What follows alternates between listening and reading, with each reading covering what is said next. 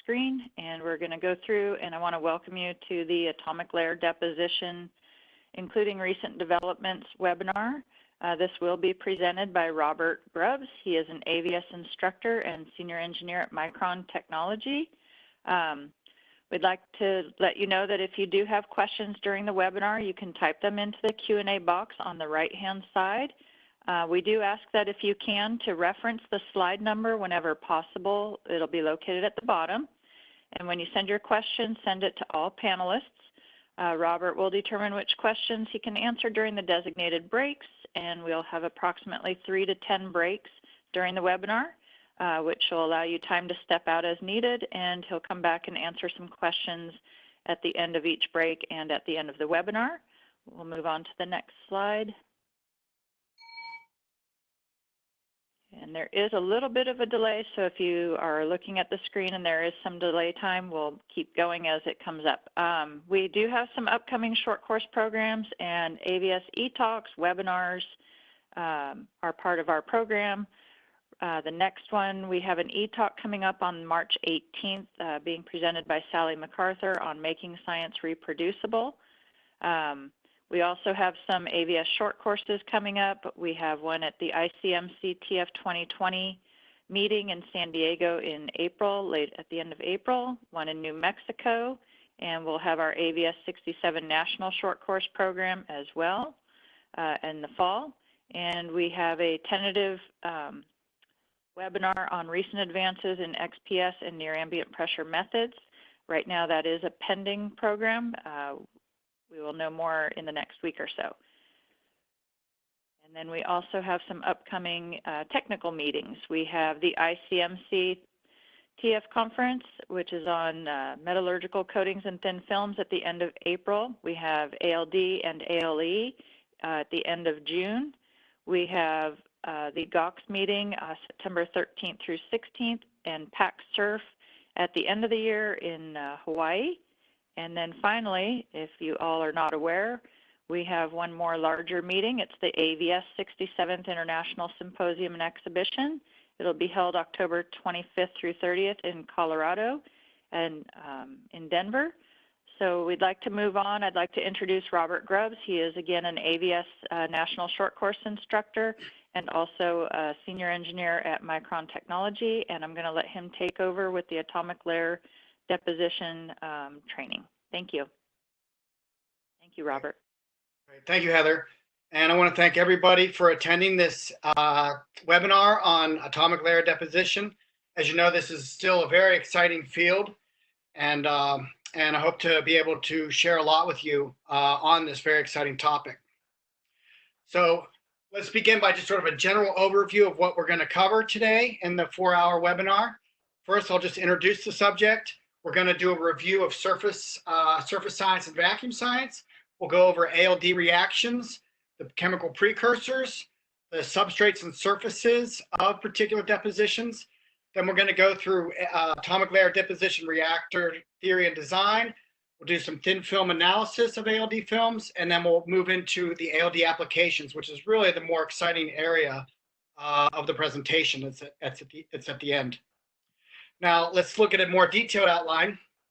In the ALD introduction, I'd like to say, why are we here? I think we all know why we're here, is that ALD is a very exciting area and still a very growing area of thin film research.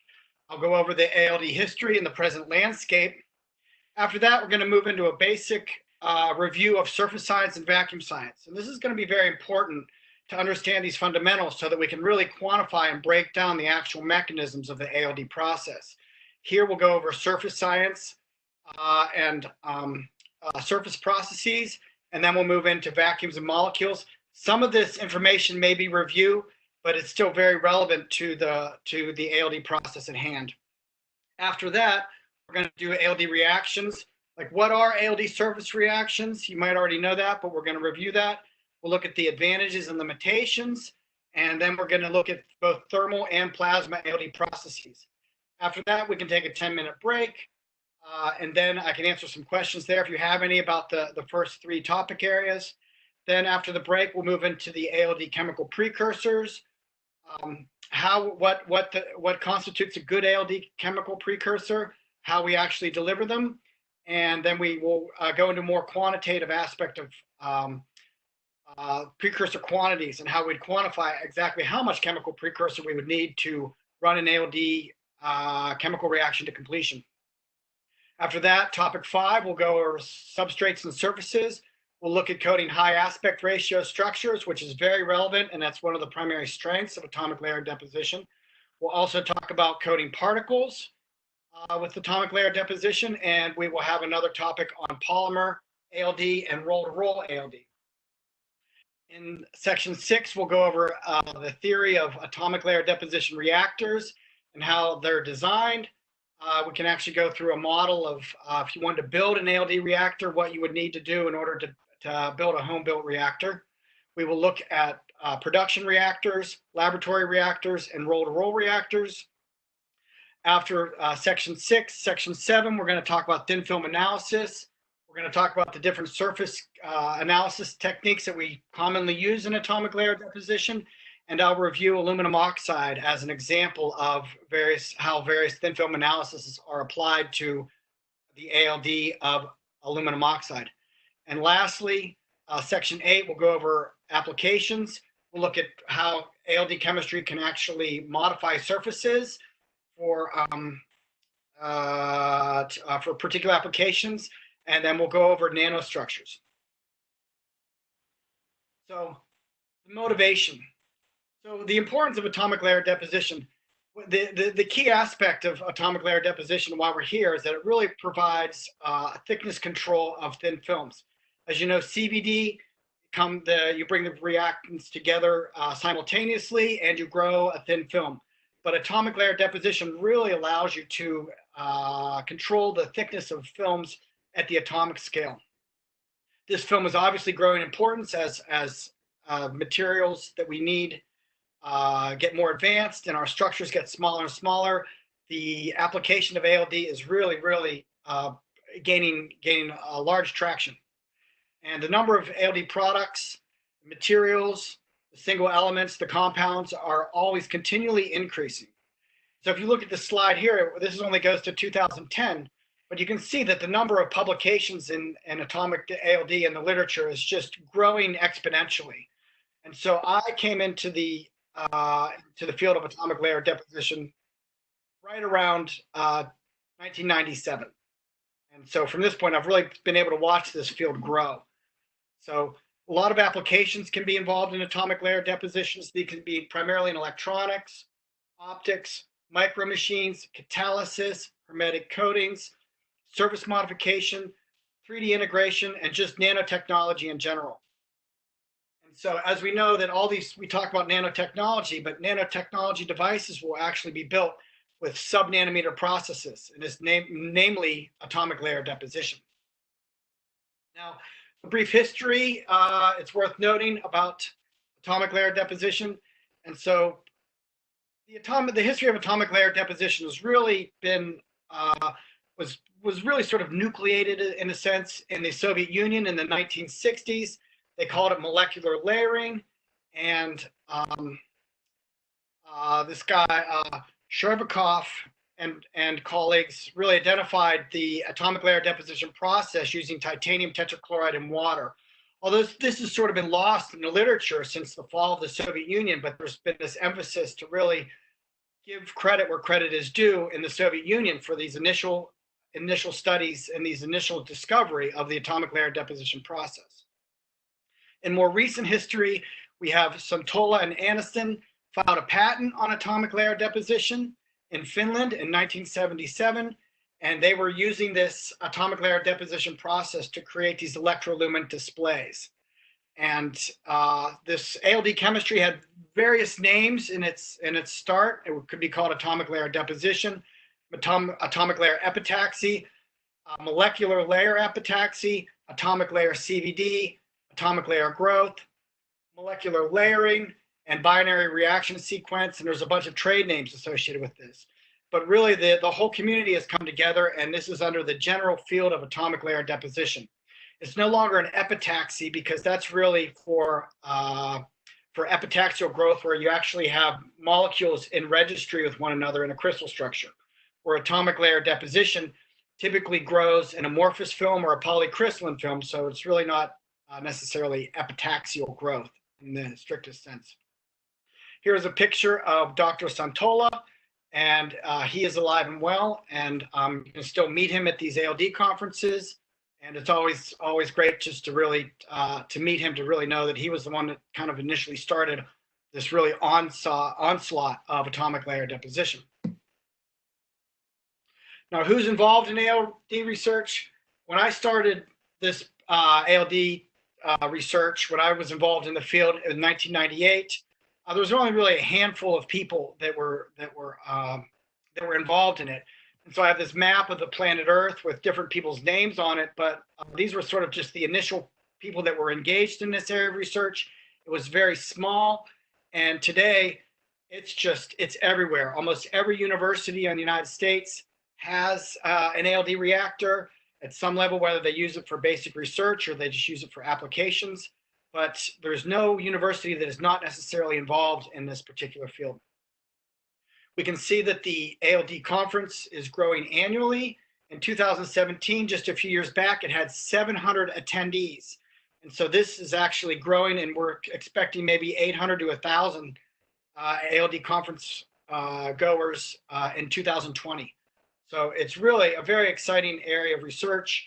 And although the basic principle of atomic layer deposition is relatively understandable and relatively simple, but it's really where everyone is taking all these applications of ALD chemistry, which is really the most exciting area.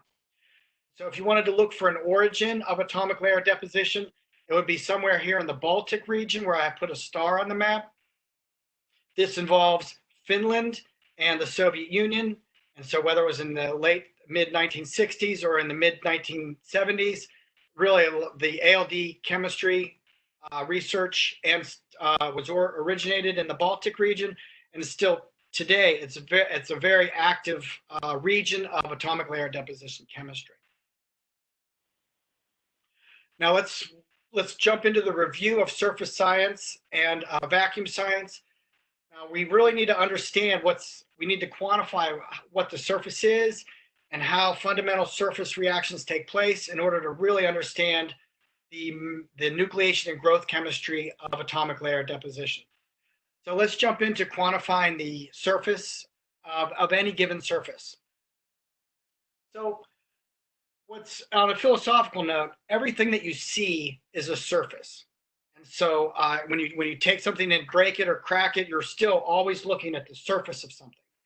And one interesting aspect of surfaces is like stuff, whether it's molecules or dust or what have you, likes to stick to clean surfaces. So when you have a very clean surface, there's always this impetus for molecules or particles to actually come and rest and adhere or sit on a surface. Surfaces like having stuff placed upon them. So if we look at trying to quantify a surface, we take a surface that we just break up into little squares, which are one angstrom by 1 angstrom piece area, and that constitutes one surface site. And the reason why we choose 1 angstrom by 1 angstrom square on a surface is because that is the average diameter of a hydrogen atom. So when you want to say angstrom, you can almost equate it to the diameter of a hydrogen atom. So it makes sense to actually take a surface and cut it up into the smallest basic chemical unit, which is the hydrogen atom. And so we take a square and we break it up into these 1 angstrom little squares. So really, the question is like how many sites, how many 1 square angstroms are there in 1 centimeter squared? So we can do a quick calculation to determine the concentration of surface sites. And if we just use water as an example, it has a density of 1 gram per cubic centimeter. And I take the 1 gram per cubic centimeter. I can take the gram divided by the number of moles per gram in water, and I get about 10 to the 23rd atoms per mole. And I can take that, that's the volume of water at a cubic centimeter. And if I take the 2/3 root of that, if I take the cubic root and then square that number, I can actually get the number of sites there are per centimeter squared. So the number that you really want to know and commit to memory is that there is about 1 times 10 to the 15 sites per centimeter squared. And this is going to become very important because as we talk about the ALD chemistry and how much chemical precursor that we're going to need to fill about 1 times 10 to the sites per centimeter squared, as I've shown in that little picture there. But from the calculation, we can see that the number of surface sites is actually dependent on density.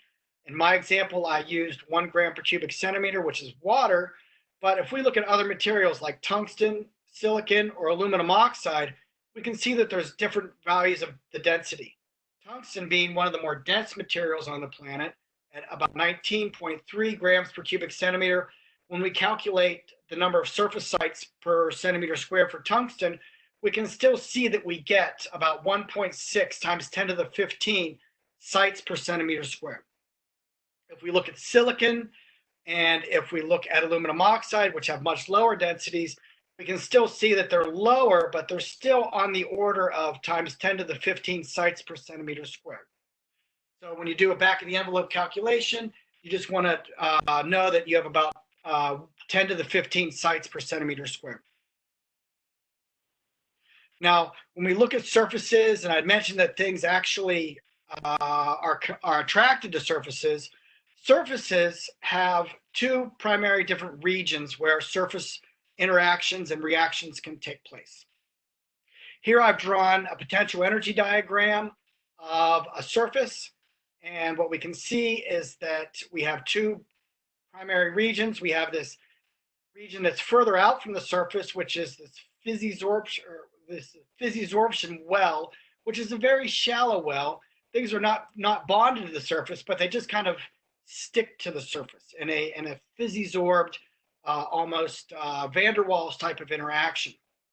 But as my free particle, as I move that particle closer to the surface, I would first experience the physisorption well, and then if there's enough energy, if there's enough thermal energy, I would actually kick over to this much deeper well, which obviously the free particle is closer to the surface, and this is where an actual chemical bond can take place. And so what we're going to see in atomic layer deposition chemistry is that molecules are first going to sit in the physisorption well, have enough energy, whether it's through the reaction chemistry or thermally, and then they're going to jump into this chemisorption well, which is where the actual chemical bond to the surface takes place. So if we wanted to quantify the physisorption well, it's about maybe 2 to 15 kilocalories per mole, which isn't very much when you compare it to the chemisorption well, which is much deeper, which has actual chemical bond strengths. And so that's anywhere between 15 kilocalories per mole to maybe 230 kilocalories per mole. So just to give you a rough idea of chemical bond strengths, we have OH, which is a very strong bond. You can see that it's about 104 kilocalories per mole. If you prefer joules, we're looking at about 428 kilojoules per mole. And if you're a physicist, you like to talk in electron volts, and it's about 4.5 EV. Just for a reference sake, we can see that we have CH bonds and CC bonds, which are also on the order of about 100 kilocalories per mole, or about 350 to 400 kilojoules per mole, or 3.5 to 4.5 electron volts. So what we're talking about here is the chemical bond strength of an actual bond that is bonded to the surface. And so we're going to create these bonds as we perform our ALD chemistry. Now, if we look at different processes that happen on surfaces, and this would all maybe also involve the physisorption well and the chemisorption well. And so I have this sort of drawn out here. We have a surface collision. We have an atom that will actually come down and react on the surface. It can do one of 2 things. It can either stick to the surface in that physisorbed well, or it can actually bounce off and scatter. I have that drawn in this cartoon. Now, once we get it to actually stick to the surface, 2 things can happen. It can diffuse on the surface. It can sit on the surface for a little while, and it can actually just jump right off with enough thermal energy and desorb, or it can actually cause a surface reaction. Now, if it causes a surface reaction, we're going to have reaction byproducts on the surface. And so those byproducts should either desorb, or or those products will actually stick on the surface, and we will form an actual chemical bond. So what's going to be interesting about the ALD chemistry is sort of the path that I've drawn here. Is a molecule will come down, be in the physisorption well, which is a little higher up from the surface. It will enable itself to diffuse around on the surface. It may run into another molecule and then cause a surface reaction, and then we can have desorption of products. And once those products desorb, we'll actually form a new layer or a new chemical bond on the surface. One of the things that's interesting is that if the desorption products do not desorb from the surface, they will also be in that physisorb well, will stick on the surface, and they will hinder any chemistries that come down on the surface that we're trying to perform a reaction on the surface, and that will actually hinder or disable ALD chemistries. So one thing that we want to do here is to make sure when we do atomic layer deposition chemistry is that once a surface reaction takes place, we need to be at a certain temperature, or the gas or the products need to be in the gas phase to actually physically desorb off the surface, so that all we do is we just perform a reaction on the surface and leave surface products only. And surfaces are actually very different. Surface atoms are very different than their bulk neighbors. They have different electronic structure, and so they're really considered black boxes. A lot of there's surface science, and the reason why it's called a science is because these surfaces are unique. They're not really well understood, but we know that we can perform surface chemistries on them. What's interesting is that atomic layer deposition has really opened up the whole field of the surface science, and so now these black boxes of surfaces are now being more understood, and so they're not considered just hocus pocus. There's really quantitative information about how bonds are actually formed on surfaces. So having the ability to put one atomic layer down at a time with ALD chemistry has really opened up this whole new area of surface science, and surfaces are no longer considered black boxes. Now let's take a look at a couple of different important surfaces. And so silicon obviously being a very important surface. We have silicon here, and if I take a silicon surface and I cut it in the 100 direction, we can see that we really leave these very, very strong covalent bonds of silicon, and that's a high energy surface, and silicon does not like that. So what happens is these silicon bonds that stick up normal to the surface will actually cross over and bond with themselves to reduce the energy. So I've shown that here. We have silicon bonds that are sticking straight up out of the surface. It's a high energy state, and what will happen with silicon in particular is that those covalent bonds the neighbors will join and form a bridging bond on the surface of silicon, and what will happen is that we will have this reconstructed surface. So silicon surface will actually reconstruct into these bridging bonds, alternating bridging bonds on the surface. And so the reason why I point that out is, well, for two reasons. One is that silicon is such an important material.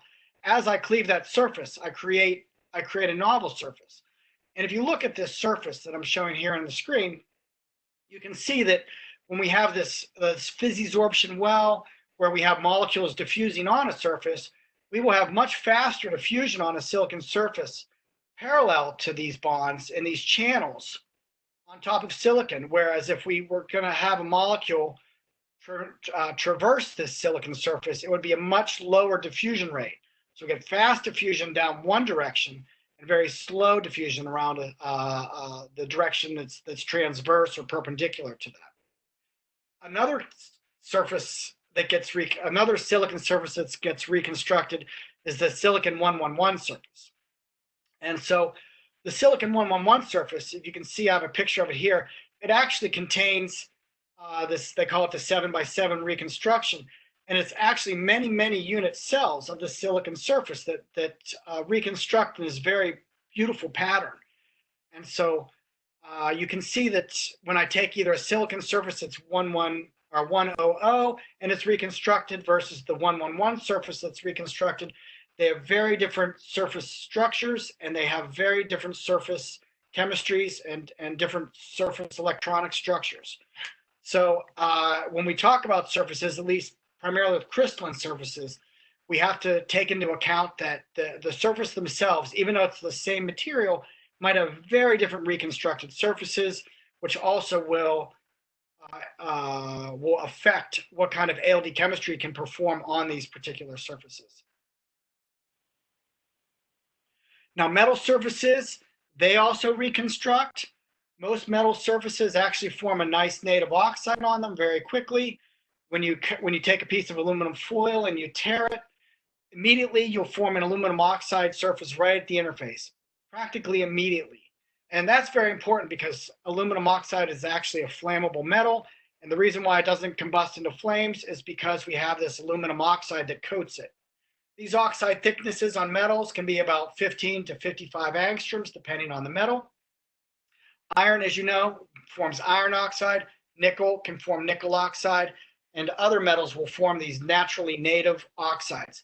What happens is that native oxide forms, it self-passivates that surface, and then no more oxidation can take place, therefore limiting the actual oxide thickness.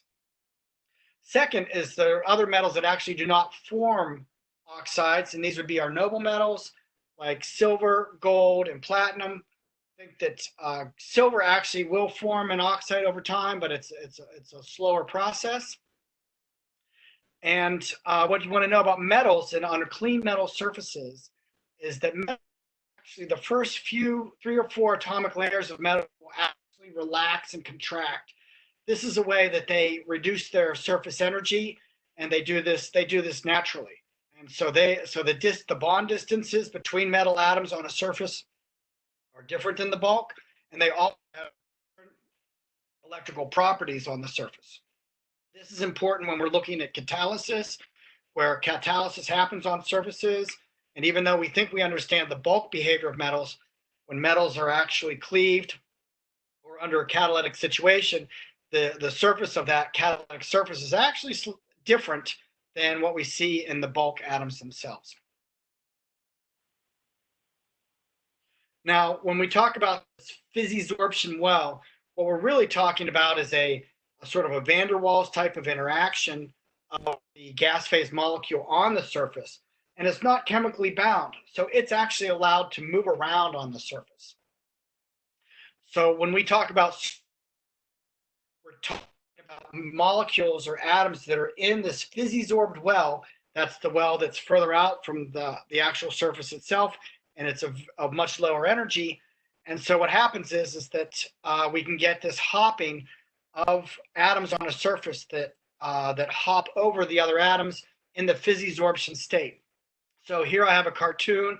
Here's the vacuum level. A molecule may have come down on a surface. It sits in a physisorbed well, and just given enough thermal energy, it'll actually start to hop around the surface to other physisorption minima.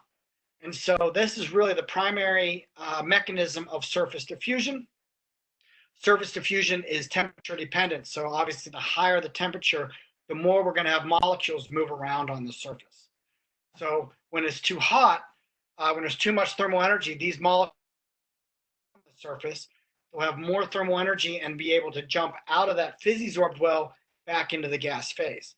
So these physisorption wells not only control the degree of surface diffusion, but they also determine how weakly or tightly bound that molecule is to the surface in the physisorbed state, and determines the desorption temperature of the particular molecule off the surface. This is going to be important when we do our ALD chemistry and we want our byproducts to leave the surface. We need to have enough thermal energy for those byproducts to actually jump off the surface into the gas phase and out of our pump. Now, if we look at the units of surface diffusion is described in units of centimeters squared per second. So here again, about molecules per centimeter squared, or a certain amount of surface area, and how much does that molecule actually sample in 1 second. So at a high temperature, these molecules are going to desorb around the surface further, and they're going to sample more surface area per second. So a typical value of a diffusion constant is 0.0045 centimeters squared per second. That number may not mean anything, but if you translate that into the amount of area that the molecule actually samples in a second, it's about 0.6 millimeters by 0.6 millimeters, which is actually a fair amount of size of a surface for a molecule like a hydrogen atom or a gas phase molecule to move around on a surface. So you can see that there are surface processes that that require this surface diffusion to take place so that they can find a particular reaction site or find a bond to actually make a chemisorbed bond with. In my cartoon, I've talked about this fizzy-sorbed well here, where we get this energy of hopping from site to site. But eventually, then this molecule is going to react on the surface. It's going to fall into this chemisorption well and form a physical chemical bond on the surface. And that's really where our atomic layer deposition process is taking place. Now, when we talk about chemical reactions, I, as a chemist, we've had to learn this very thoroughly about endothermic and exothermic reactions. So here is a plot, a cartoon of a reaction coordinate going from reactants to products for both an exothermic process and an endothermic process. Now, an exothermic process means that they call it spontaneous, it's energetically favorable. And so in the cartoon, I have reactants at a certain energy level. We have to go over a barrier, and then we drop down into the product state, which is a lower energy. So this difference in energy, this enthalpy here, is really what the heat that gets evolved from these reactions. They give off heat. They're exothermic. They give off energy. Now it's not. Now this energy difference here, this enthalpy, is not the only driver of a reaction going from reaction to products. There's really two mechanisms. One is the overall entropy of the reaction, and that's temperature dependent. So really delta G is enthalpy of this reaction plus a component which is the entropy. So the more entropy you have, it drives the reaction down to the product region. When we have an endothermic reaction that's opposite, that is when energy is actually required by the chemistry. And so in this cartoon, I have reactants here. They have to go up over a transition state and then into products. But you can see that the products are actually less energetic than the products are actually more energetic than the reactants.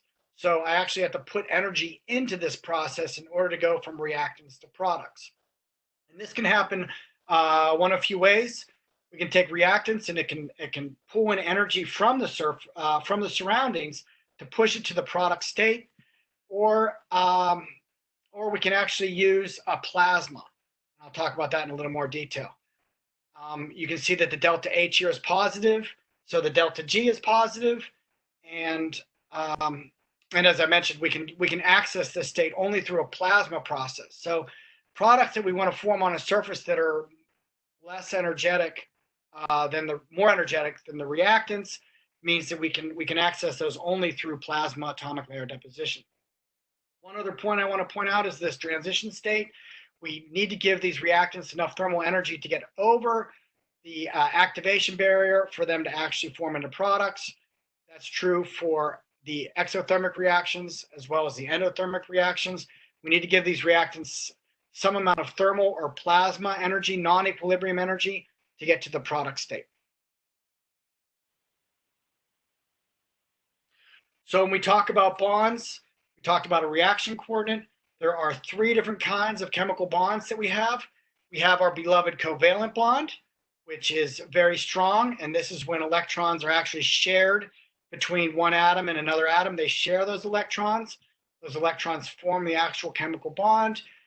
Typically, when we form a bond, there's always an atom that is a little more greedy than the other atom. And when it's greedy, it likes to harbor more of the electron density than the other atom. And so what happens in this process is that we make a dipole in the molecule. So here's water, for example. Oxygen is more electronegative, it likes electrons more, and so it'll actually, when a OH bond is formed, electrons will actually get pulled toward the oxygen atom more and pulled away from the hydrogen atom. So that means that the oxygen atom will be slightly negative compared to the hydrogen atom. And what this will do is induce a dipole in the molecule. And that is the primary reason why water is a polar molecule, is because of the electronegativity differences between the oxygen atom and the hydrogen atom. The second form of bonding is really a metallic bonding. And in this process, electrons are shared not just between two atoms next to one another, but they're shared amongst all the atoms in the solid. And so the idea is that we have all these positive ion cores, and atoms wouldn't necessarily like to be next to one another, but because they share all of these electrons, that this electron density swims between all these positive ion cores and reduces the positive nuclear repulsion between each of these atoms. So if I have two positive charges, they don't want to be next to one another. But if I fill in the gap between the positive charges with negative charged electrons, these atoms will actually come closer together and then form a solid.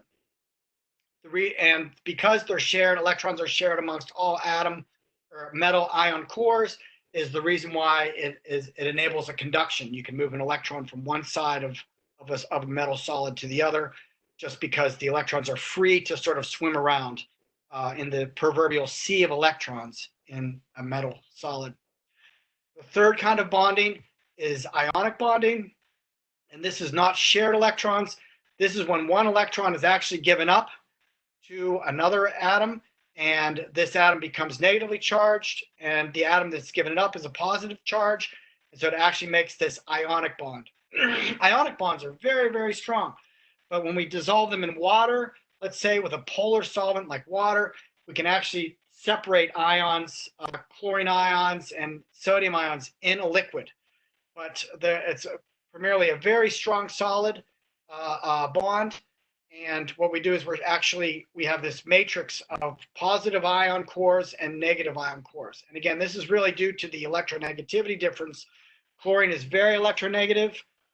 Sodium is very electroweak, and the sodium atom gives up an electron to the chlorine to produce the positive negative combination of these two atoms together. We'll talk about forming these three different types of bonds in the ALD process. For a while, it was assumed that we could not put down metals, a single element material, because ALD isn't inherently a binary process. We do one thing, we bring in one precursor, we bring in another precursor, we bring in one precursor, we bring in another precursor, and then how would you actually make a single element material about that? But that's been accomplished. Also, with making fluoride bonds or sodium chloride bonds, we didn't think that necessarily is possible through ALD, but there are chemistries available that can actually put down these sodium fluorides or these materials that have really high index of refractions. So we can make all three different kinds of bonds with the ALD process now. Now, we have to define a couple terms in atomic layer deposition. We have to define this thing called the sticking coefficient. The sticking coefficient and the reactive sticking coefficient.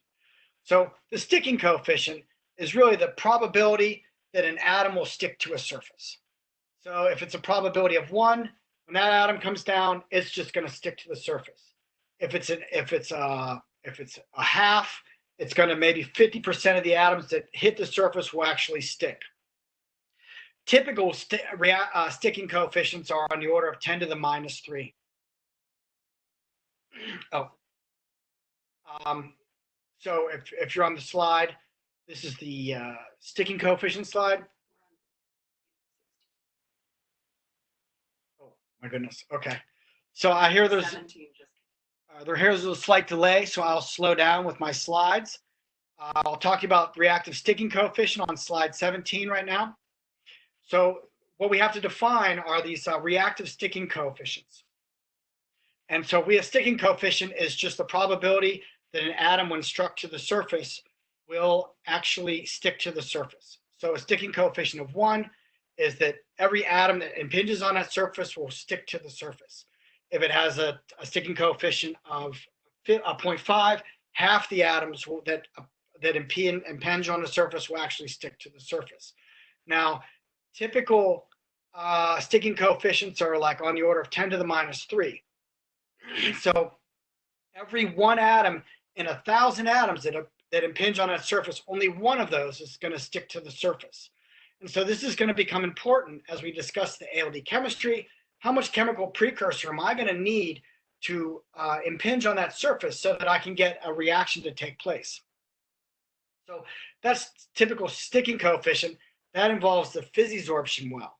But a reactive sticking coefficient is when an actual reaction will take place. And this is the more important value that we're going to use in the atomic layer deposition chemistry. So it's the coefficient that'll tell me how many molecules are going to come to the surface and how many of them will actually react on the surface itself. This is going to be important for determining the chemical exposure of ALD, as I mentioned, but it's also important in increasing the conformality of trenches in CVD. So where this isn't a CVD conversation, but they do tricks where they try to minimize the reactive sticking coefficient on the top of a trench so that less CVD chemistry happens on the tops of the trench and bread loaf, and we sort of poison the surface to reduce the reactive sticking coefficient and then maintain a conformality in a trench, conventional CVD type of chemistry. So this really sums up the ALD chemistry. And to talk about is the science of vacuums and molecules.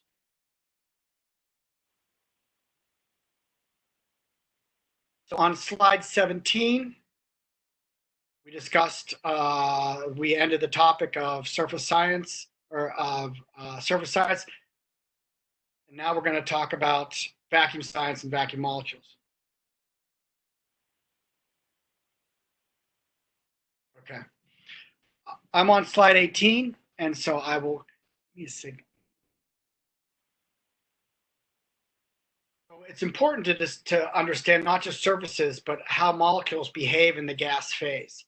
And so what we want to do is quantify the molecules in the gas phase so that because the ALD chemistry is not just a gas phase process, but a surface process as well. So let's take a look at them on slide 18. But I'll let the slides catch up. All right, so I think everyone's on slide 18 now. The ideal gas law, which we are acutely familiar with, really relates pressure and volume with the number of atoms and their temperature. So at STP conditions, which is 300 K and 760 torr, we have our perv-nert PV-nRT equation. Now, if we just solve for N, the number of molecules, we can actually calculate the number of atoms there are per cubic centimeter in the gas phase. So I do a quick calculation here, and what I come up with at STP, I get about 2.4 times 10 to the 19 atoms per cubic centimeter. So here we are on a cold day at the beach, and I have a 1 cubic centimeter block. I will have 10 to the 19 atoms on average in that 1 cubic centimeter block. At 1 torr, as I reduce pressure, I will have less atoms per cubic centimeter.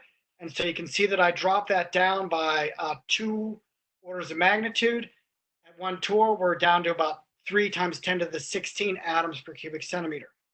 So this is important as I do my ALD chemistry. I want to know how many molecules are in my gas phase. I want to know what pressure my reactor is. And I'm going to actually take this cubic centimeter process, the number of atoms in the cubic centimeter, and then convert that to the number of molecules that I can actually get that are impinging on a particular surface.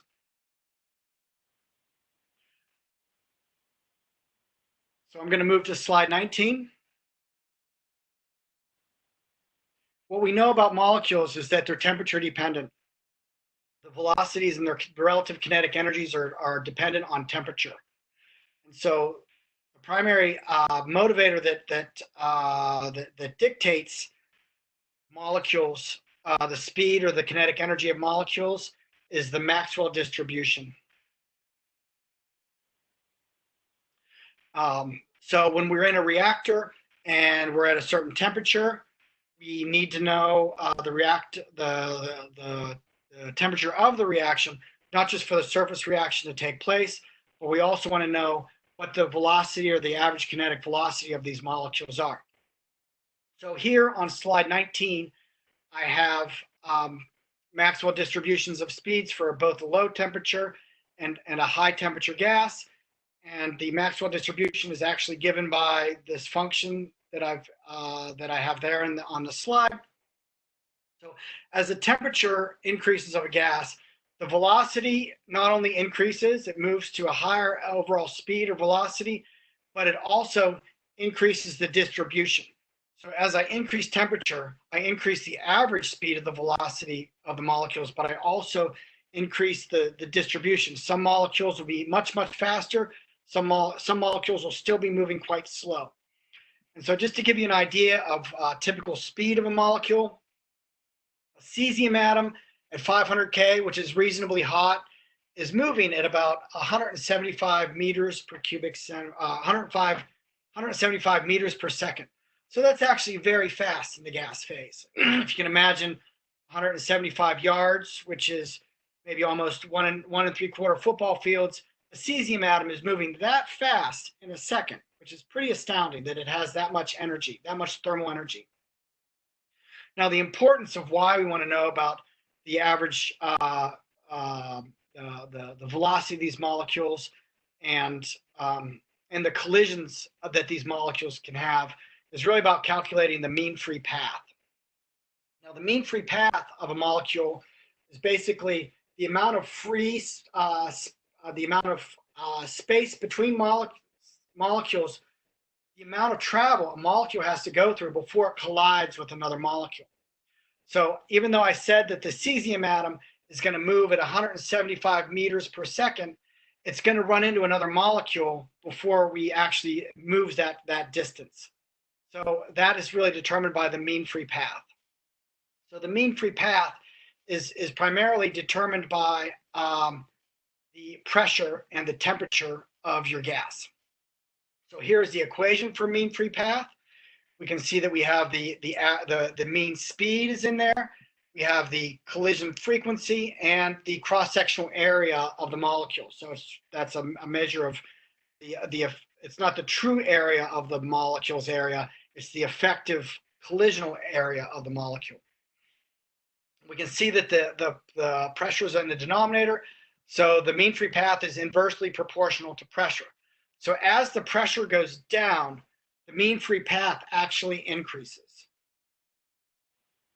So if I have so even though that I have a very low pressure reactor like a UHB reactor, I'm going to have a very, very long mean free path, and I'm not going to get a lot of collisions within my gas, and I'm not going to be able to share that thermal energy with other molecules because I'm just not running into them. And so a typical mean free path of, let's say, oxygen at room temperature and 1 atmosphere, which is maybe where we are now, is about 70 nanometers. So this gives you some idea that an oxygen molecule has to move 70 nanometers, which isn't necessarily very far, before it runs into another oxygen atom or oxygen molecule in the surface. So even though they might have very fast speeds, they're going to be running into one another. And when they run into one another, they exchange energy and they thermalize, and so they all sort of become the same relative temperature. I'm going to move to slide 20. And the reason why mean free path is important is because what we really want to do is make sure that we have the pressure high enough so that the mean free path is physically small enough to perform chemistry. So the lower the pressure, the longer the mean free path, as I had mentioned. And so when we have a higher pressure, we have a mean free path. And I will pause momentarily to get up to slide 20. Okay. A lower pressure has a longer mean free path. A higher pressure has a smaller mean free path. And so this has very, very important implications in atomic layer deposition processes. As you can imagine, we don't want to run an ALD reactor at very, very low pressures unless we're going to do some UHV experiments. So let's talk about a small mean free path. And these are at pressures somewhere between like greater than 250 millitorr. So at modest pressures, the distance between atoms is very, very small. It's on the order of microns, as opposed to 1 torr, which I think was on the order of what I say in the molecules, like nanometers. So as molecules collide with this small mean free path, they exchange energy. And when I have an ALD reactor and I have a pressure difference in an ALD reactor, like a pump on one side and a precursor injection on the other side, if I have a small mean free path, all these molecules will interact with one another, and I'll actually have a flow of gas from the high pressure side down to the low pressure side. So as I make an ALD reactor, I don't want the pressure to get too small because I really need all these molecules to move from the high pressure side down to the low pressure side, which is the pump. And I want all of these molecules to move at the same rate at the same time. So this is really called laminar or viscous flow. So if you're a chemical engineer, you're familiar with these terms. Laminar flow or viscous flow is when you have a small mean free path and all the molecules sort of move almost as a liquid. They just move collectively from a high pressure region in your chamber down to the low pressure region of your pump. Now, the opposite of that is at very, very low pressures, we have something called molecular flow. And these are really low pressures like an ultra high vacuum chamber. And so these can move in terms of either inches or actually even feet. And so when I have a UHV chamber, ultra high vacuum chamber, and it's on the order of maybe a couple feet or maybe a half a meter in diameter, what happens is I get this process called adsorption, desorption. Molecules can go from the surface of the UHV chamber. They desorb, they actually move across the chamber without running into any other molecules, and they go to the other side of the chamber, and then they stick. And once they stick there, they can desorb, and then they'll move to another side of the chamber and stick. So all these at ultra high vacuum chambers, at very, very low pressures, atoms move from the wall of the chamber to the wall of the chamber.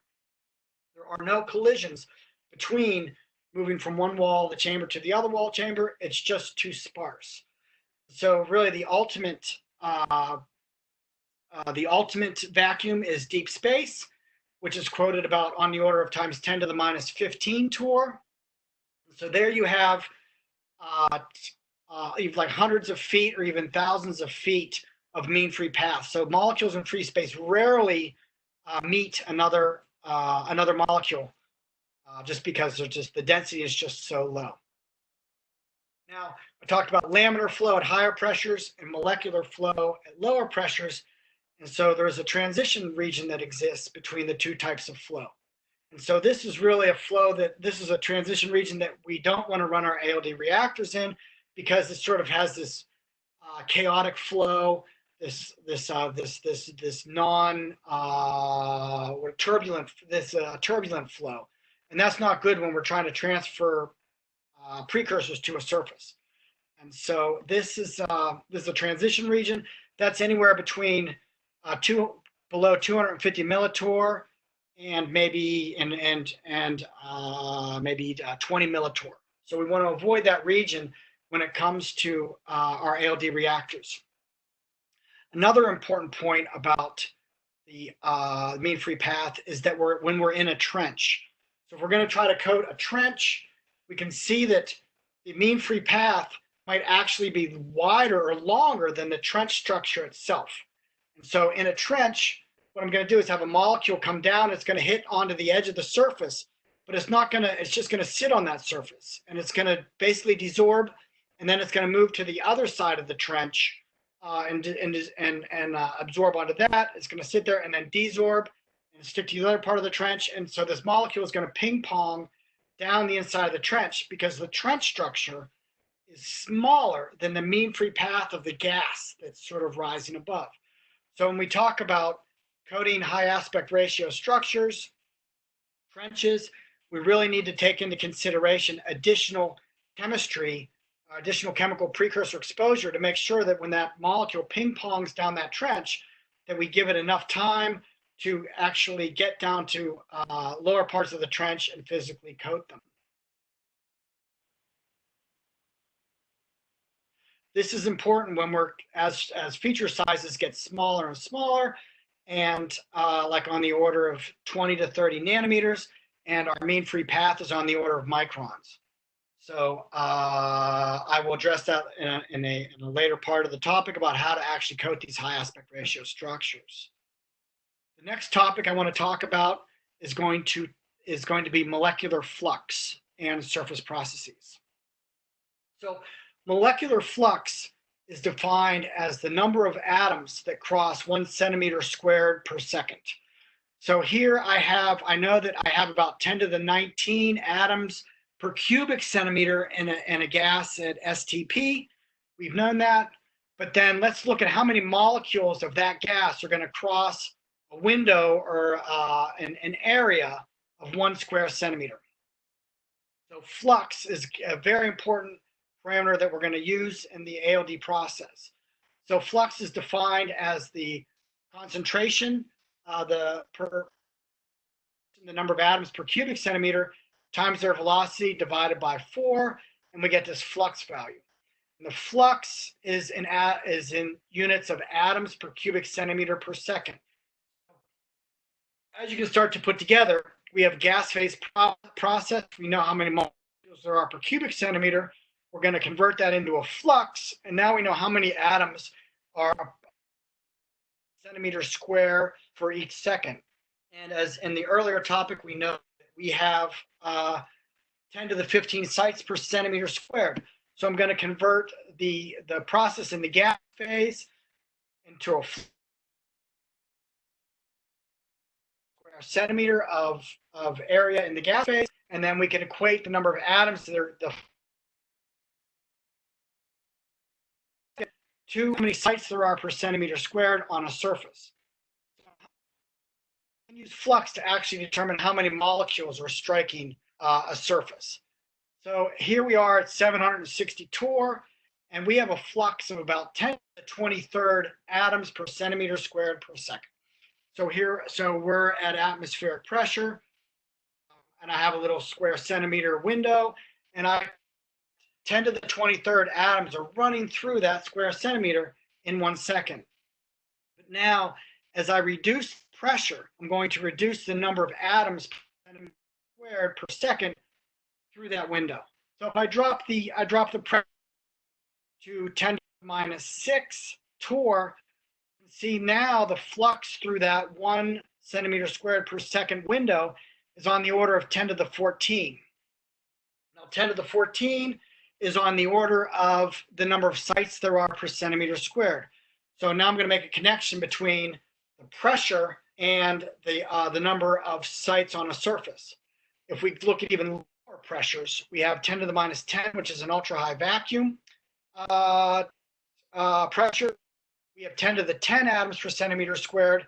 And in order to coat 1 square centimeter of surface in a process, say, it would take 6 hours of time at a pressure of 1 times 10 to the 10 torr for enough molecules to strike a surface and coat the surface. But at 10 to the minus 6, about 10 to the 14 atoms per centimeter squared.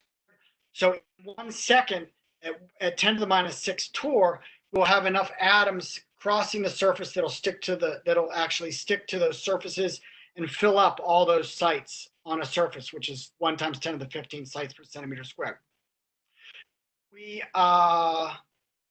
So if we assume the sticking coefficient is 1 at 10 to the minus torr, we can form a monolayer of material in 1 second. And this is important because this defines the unit of a Langmuir. So let's take a look at what the unit of Langmuir is in more quantitative detail. The Langmuir quantifies molecular exposure. So when we talk about Langmuir, we're talking about exposure. So I can use that word exposure. So if I'm out in the cold and for a certain amount of time and it's really cold out, I've actually received a cold exposure. Well, the same analogy can be mentioned for chemical processes. So on slide 22, we will define the Langmuir, and the Langmuir is pressure of a gas times the time. So we know that, I'll pause momentarily to get the slide to catch up. I think we're there. So the Langmuir is a unit of exposure, and it's the pressure of time, it's the pressure of the gas times the time. So 1 Langmuir is defined as 1 times 10 to the minus 6 torr seconds.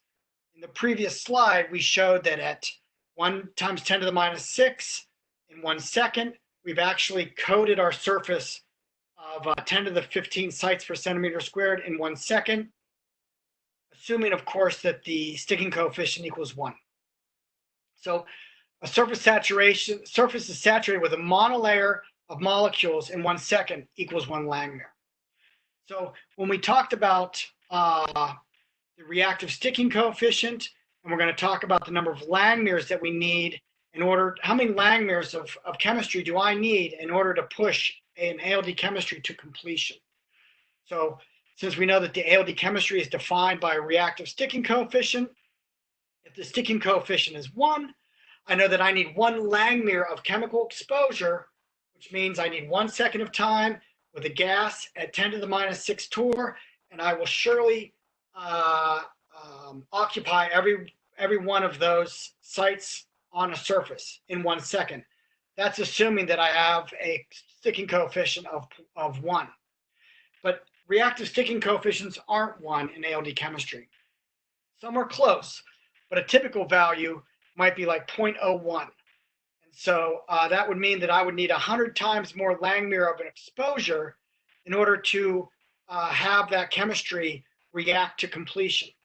So I need 100 Langmuir. So I could be at 1 times 10 to the minus 6, and I could wait 100 seconds, or I could have 1 times 10 to the 4 torr pressure and only wait 1 second. So when I know what my saturation exposure is, I can either increase the time and maintain a pressure, or I can increase pressure and reduce the time. Either way, I get to this value called a Langmuir. And by knowing what the saturation exposure is for an ALD chemistry is critical in determining when I can take that chemical reaction to completion. So a typical, so let's see here, I say 1 torr, if S is times 10 to the minus 3, it's going to take 16 minutes of time in an ALD reactor if I bring in my chemical precursor at 1 torr and I have a reactive sticking coefficient of 1 times 10 to the minus 3. Now, some reactions run this. Some reactions need these very, very large exposures. Other reactions are much more efficient. So if I need something that's on the order of 100 Langmuir, which is really where the ALD chemistry of aluminum oxide is, I need a chemical exposure that equals 1 Langmuir. And so that would be a pulse that is 100 millitorr for 1 second. Now, we can't always just pick and choose what Langmuir exposure we need. That's really a lot of times it's based on the chemical precursor that we're using. And so typically, ideally, we would want to use gases for our ALD chemistry because we can push in as much gas and as much gas pressure as we need in order to get to the correct exposure. But other times, we're using liquids or actually using solids. So when we use liquids and we use solids, we have to rely on the vapor pressure of the liquid or of the solid. Okay, so on slide 23, I have the description of what vapor pressure is. So vapor pressure is essentially when a liquid is there and there's an amount of liquid vapor that comes off that, and it's the amount of pressure that that liquid vapor pushes against the atmosphere. So there's always this equilibrium between the number of atoms in a liquid and the number of atoms in the gas phase. And the equilibrium that is established here is considered the vapor pressure.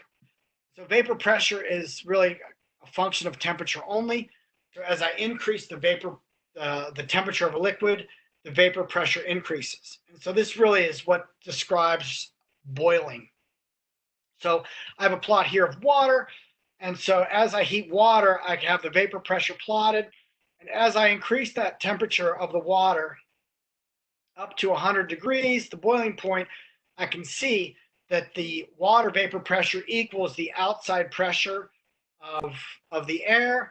And then I convert all the molecules in the liquid phase into the gas phase, because I've pushed the vapor pressure of the liquid to the point where it actually equals, balances, or exceeds the the pressure pushing down on it from the atmosphere. So at higher elevations, where there is less overall pressure pushing down on it, I don't need to heat my my liquid up to a high temperature, because I'm just pushing against less atmosphere when I heat my liquid, and then my liquid presumably boils at a lower temperature.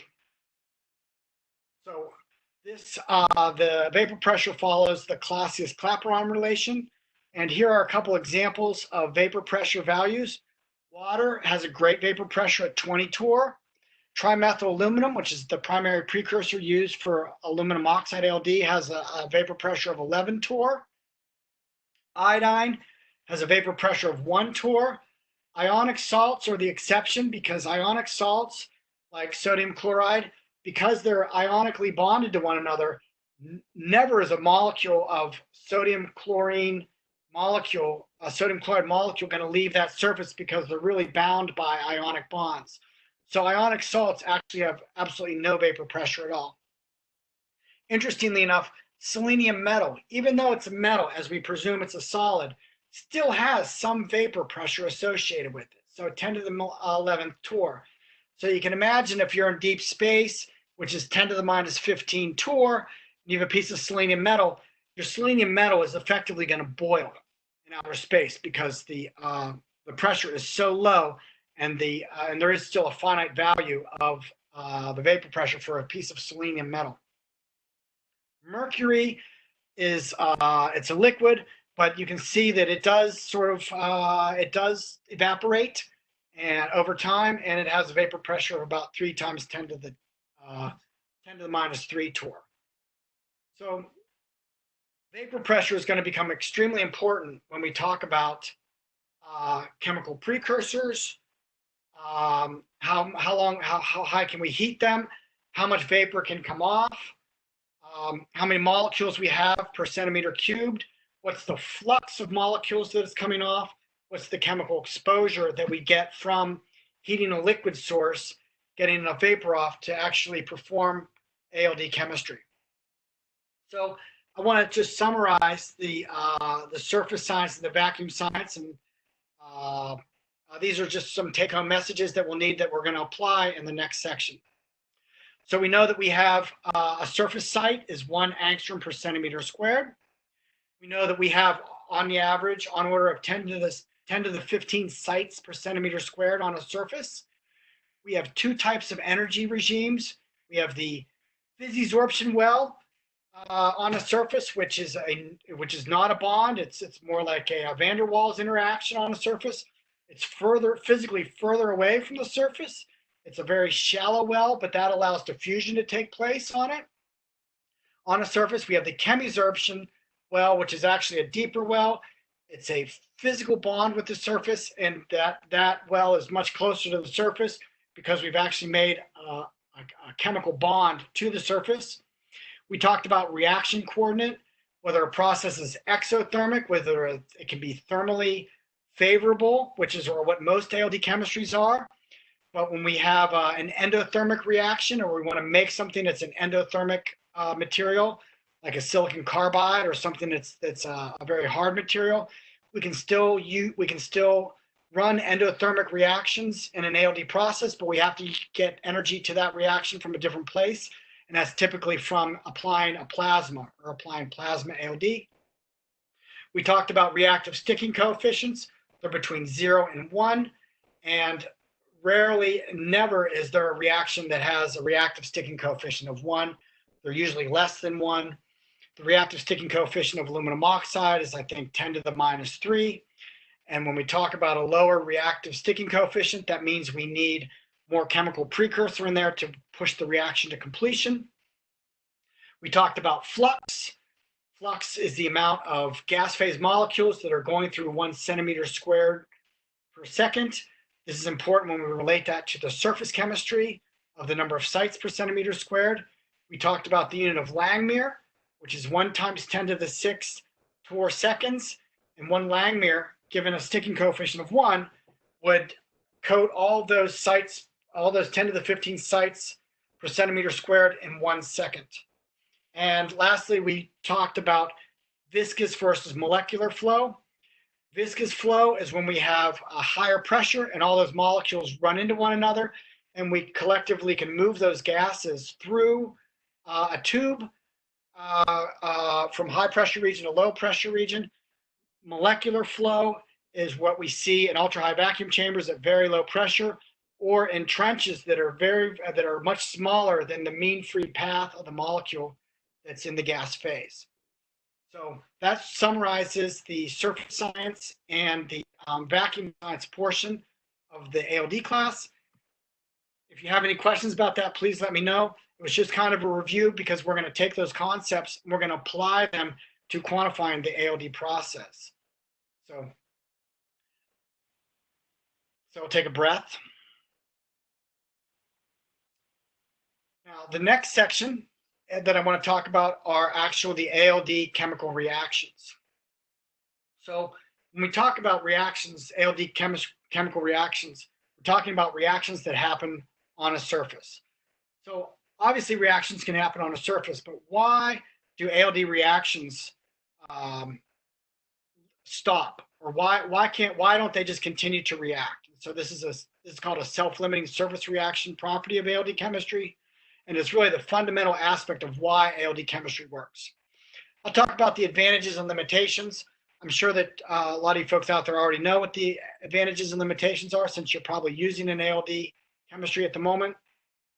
We'll go into more detail about the thermal and plasma processes, whether we can rely on an exothermic ALD process, which would be a thermal process, or if we're going to try to make a material that is that we have to apply a plasma process, which would be an endothermic process, which is actually pushing the chemicals uphill in terms of their energetics. I'll also review how to deposit ALD single element material, which we didn't think was possible. That's primarily metals. I will look at binary compounds, which we're more familiar with, which is aluminum oxide or any oxides or sulfides or nitrides.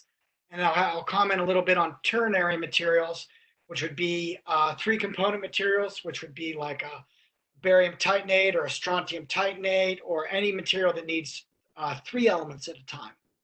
And I'll also have a slide on this MLD, this molecular layer deposition, which really is kind of exciting because it involves a bit of organic chemistry and a bit of inorganic chemistry to make these more novel type compounds. Now, before I get into the more detail about it, I want to review the differences between different deposition techniques and what makes ALD chemistry very unique. So there are obviously different ways to deposit a thin film. And so I can think of 3 offhand. One would be evaporation. Another would be to sputter a material onto another material. And a third would be this molecular beam epitaxy. So on slide 26, we have evaporation is simply you have a crucible.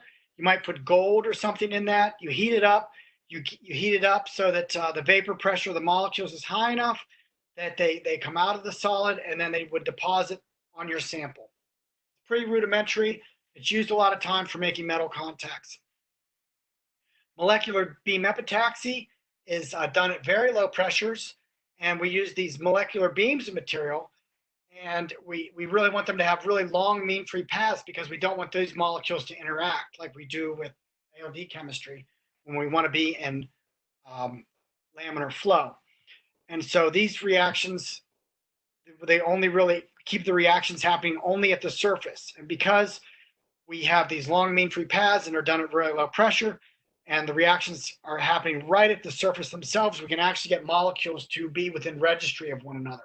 So if you're trying to make a really acute interface between two different materials that are crystalline, molecular beam epitaxy is the way to go. Another method is sputtering, and that's used frequently in the semiconductor industry, where you have a target and you come in with argon ions and you ground your target, and these ions get accelerated to your source, and then material just gets kicked off. It just sputters. You really sort of mechanically kick it off with momentum, and these are in low pressure, and so you get this flux of material, your sputter material, and then that will basically stick to your target. So we can do this. This is a more advanced method, and you can get more uniform deposition than evaporation. And typically, this sample is sort of rotated in the chamber so that you get a more uniform film. We can also use electrons to sputter the film, as well as argon ions.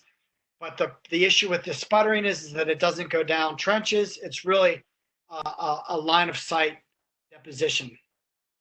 I could also mention that there are other electrochemical methods to deposit films as well. That like depositing copper, for example, is an electrochemical method that they use in the semiconductor industry. And so another technique to deposit the thin films is chemical vapor deposition. And this is the technique that's more closely related to the atomic layer deposition process. So let's go over that in just a little bit more detail on slide 27. Chemical vapor deposition is used extensively in the semiconductor industry when we don't necessarily have to coat these high aspect ratios. There's a lot of advantages to CVD films. They grow, you can control the stoichiometry better. You can grow much more interesting compounds. So chemical vapor deposition, or CVD, really deposits a film on a hot substrate. And so here I have this silicon nitride for an example. We come in with gases, and we bring these gases in simultaneously. And in my example, I'm bringing in silane and ammonia. We usually, in order to make a better film, we bring in much more ammonia than silane, but that's just a processing detail. So we bring these in simultaneously. We get these gases to mix above the surface. And the radiant heat from the substrate is so hot that we get this reaction that happens in the near surface region. And that's going to be a difference between CVD and ALD, is that in CVD, we get these reactions to happen in the near surface regions. These reactions will then actually stick onto the hot substrate, and we'll get these gas phase reaction products to desorb. So the primary takeaway is that the CVD reactions, you bring these chemicals in simultaneously, and there's this near surface region where there's chemistry takes place, as well as the chemistry actually physically taking place on the surface. So what's great about CVD is that the film stoichiometry, the properties of the film, the structure can all be changed by changing the gas flow of these of precursors, the ratio of these precursors, and the particular fluxes of these precursors. So CVD has a large processing space where if you want to make a silicon-rich film or a nitrogen-rich film, you have the ability to tune the stoichiometry of a film to some degree by using the CVD process. Now, I want to contrast that with the atomic layer deposition process. So the atomic layer deposition process, what really happens is instead of bringing these molecules in together simultaneously, like we do with CVD, we bring them in sequentially. So on slide 28,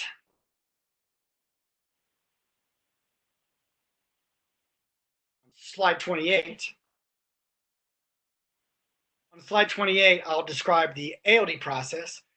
So what we typically do is we take the CVD process where we bring these chemical compounds in simultaneously.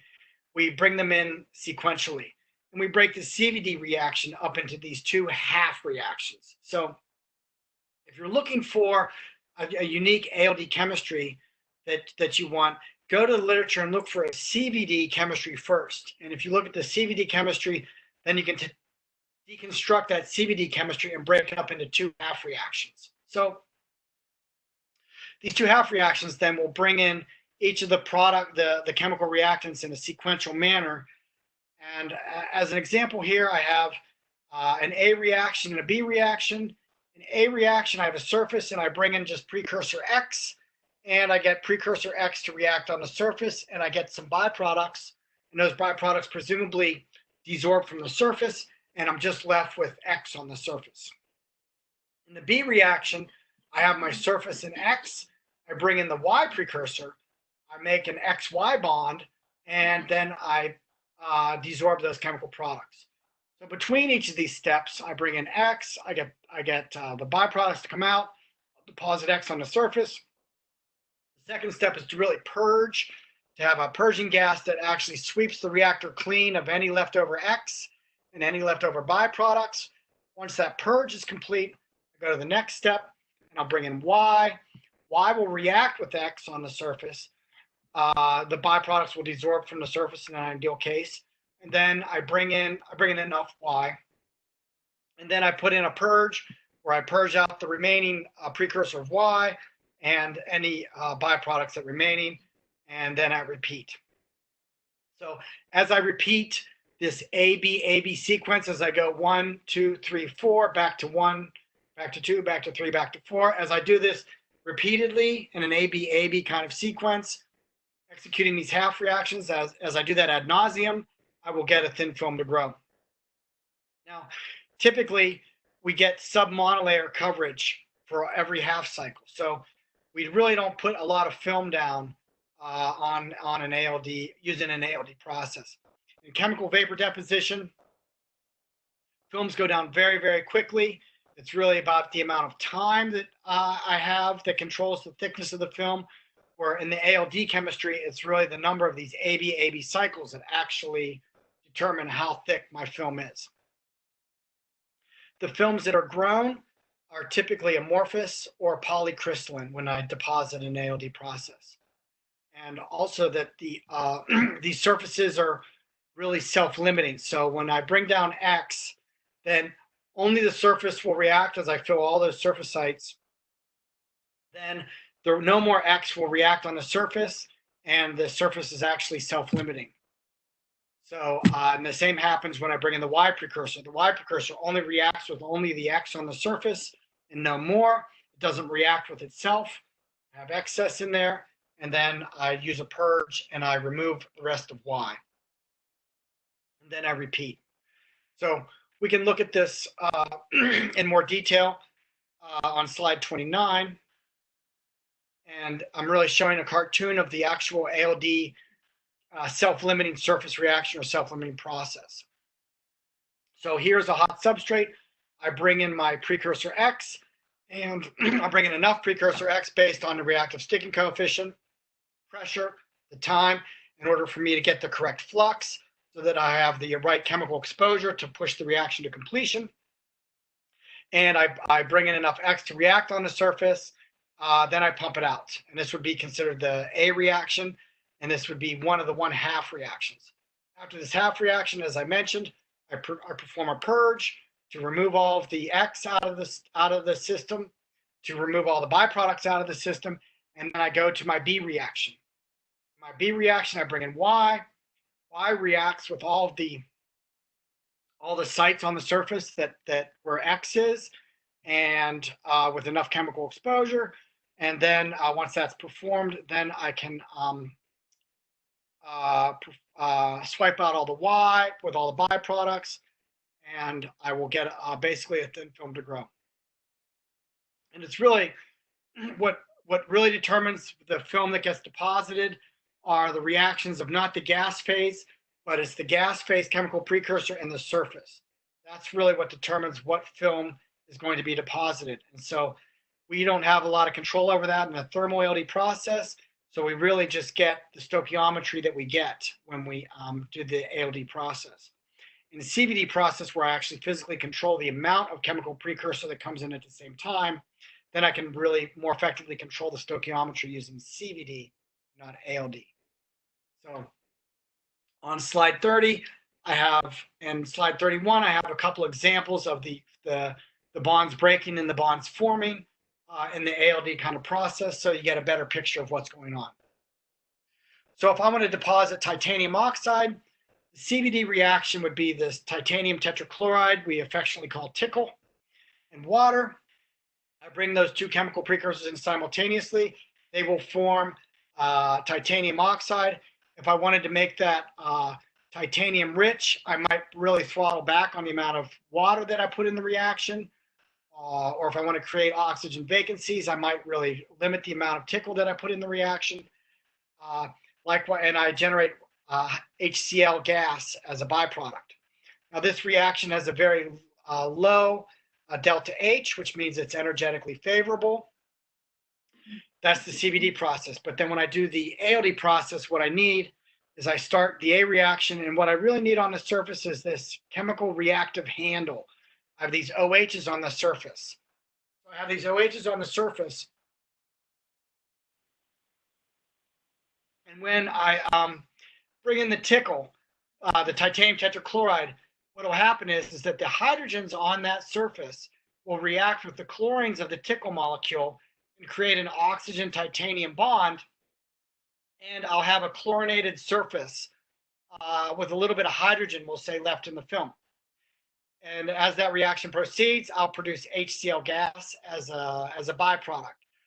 So one thing is that I need to have the temperature of this reaction up high enough so that the hydrogen chloride byproduct will desorb from the surface out of the physisorbed well that we talked about earlier. In the B reaction, I have the titanium tetrachloride surface, and I bring in water. And again, water will react with the chlorinated surface, and I'll rehydroxylate it, and I'll put OH groups on the surface where the chlorines were, and again, generating hydrogen chloride as a gas. So what's really important to see here is that the product surface in the B reaction, here the OHs, is the actual reactant surface in the A reaction.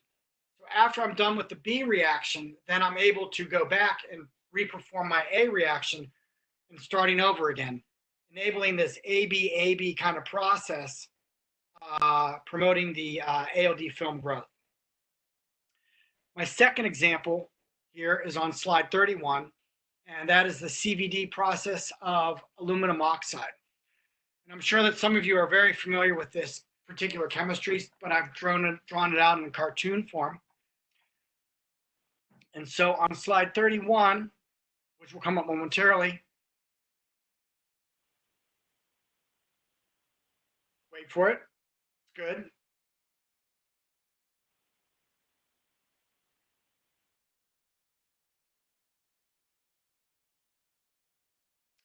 On slide 31, we're going to put down aluminum oxide. And what's interesting here is that the CVD reaction, again, is sort of water plus this trimethyl aluminum makes aluminum oxide. And look, I generate 6 moles of methane. What makes this reaction very interesting is that not only is the CVD, is this chemical reaction as I've drawn it downhill, because look at that enthalpy value. It's minus 376 kilocalories per mole. And not only is it downhill, but I'm also generating methane, which then can combust with oxygen to produce heat. So this is a very, very reactive precursor because it can not only form aluminum oxide, but the byproduct is methane, which also is still energetic and can be, and can still liberate heat when it's combusted. So in this reaction, again, have a hydroxyl terminated surface. I bring in this trimethyl aluminum, and it reacts with the hydrogen oxygen bond. It makes an aluminum oxygen bond. Aluminum loves oxygen, so it's very preferable. But I leave this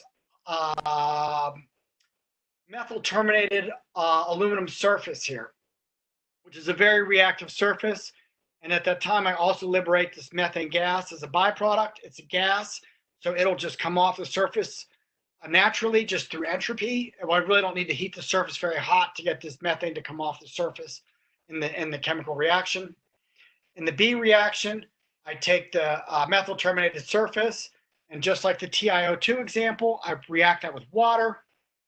Those methyl groups react very aggressively with the water because aluminum wants to make this aluminum oxygen bond here, and then I liberate methane. And I've left the surface stoichiometry vague because it's not clear that you can actually write a surface stoichiometry equation for an ALD process, because a lot of there's a lot of leftover hydrogen in these films, or there could be leftover OHs in these films, which aren't necessarily captured in writing the chemical equation in an exact stoichiometric number. But notice that this process forms in an AB kind of sequence, and because it liberates methane as a byproduct, we can really run this aluminum oxide deposition at extremely low temperatures. It'll almost run at room temperatures, where the titanium tetrachloride reaction, because of the HCl that's produced as a byproduct, we still need some temperature to get that liberated into the gas phase. So aluminum oxide can run at really low temperatures, and that has great implications for putting down aluminum oxide on polymers and other very delicate substrates. So I'd like to just dig into the energetics of the ALD process of aluminum oxide, and that is shown on slide 32, which I will wait for. And I might consider resetting my computer at the break so this delay is not so taxing. So here's the potential energy diagrams for both half reactions. And so here we have our hydroxylated surface here. You can see that we're in this energy minima here. But as I bring in this trimethyl aluminum, I go up into this transition state. This transition state is sort of a combination of making an aluminum oxygen bond at the same time as one of the methyl groups is sort of attracted to the H on the OH of the surface. That's the transition state. And then as I fall into the product regime, then I actually have, I'm in the chemisorption well, where I've actually made an aluminum oxygen bond with a methyl terminated surface. I'll point out that as the methyl group comes into the hydroxylated aluminum surface, I'm in a physisorbed well. This trimethyl aluminum moves around on the surface until it gets situated correctly to make a transition state. There's enough thermal energy to push it into the transition state, and then I fall into the chemisorbed well. So I start in the physisorbed well, I go through the transition state, and then I go into the transition state. So that is for the trimethyl aluminum pulse. Again, a similar curve can be made. Reaction coordinate can be generated for the water pulse. So on the next slide, on slide 33, we can look at the reaction coordinate for the water pulse. And these numbers are actually on the y-axis are accurate in terms of the electron volts of these different potential energy wells. So on slide 33 is the potential energy diagram for aluminum oxide, which we're calling the B reaction in this process.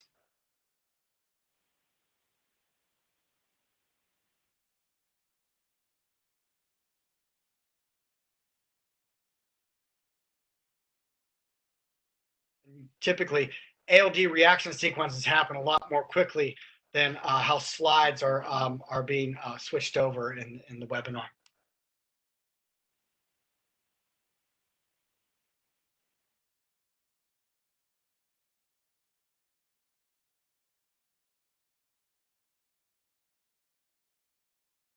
We can take this moment just to drink in all the knowledge that we've just learned so far in these previous 33 slides.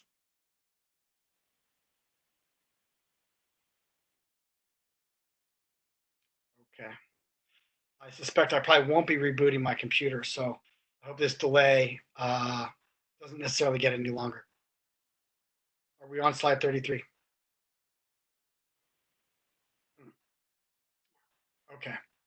Now that we're on slide 33, this is the potential energy diagram for the B reaction. You can see that here water molecule comes in, it sits on the surface and sits in this, again, this fizzy-sorbed well. It will diffuse on the surface, probably not for very long because it's a very energetic process, and then it will align itself to form this transition state here, and then once that happens, then we fall into the chemisorption state, making this oxygen aluminum bond. And so the typical reactive sticking coefficient for the ALD process is 1 times 10 to the minus 3. So you can imagine it's a low reactive sticking coefficient, so we have to accommodate that by adding more chemical precursor in there in order to drive these reactions to completion. So I talked about the ALD chemistry and this surface reaction that happens. And so really a pretty important concept is to determine what the self-limiting surface reactions, why self-limiting surface reactions actually take place on a surface. And if you take a moment, I'm going to take a 30-second break and take a look at a couple notes. So pardon me.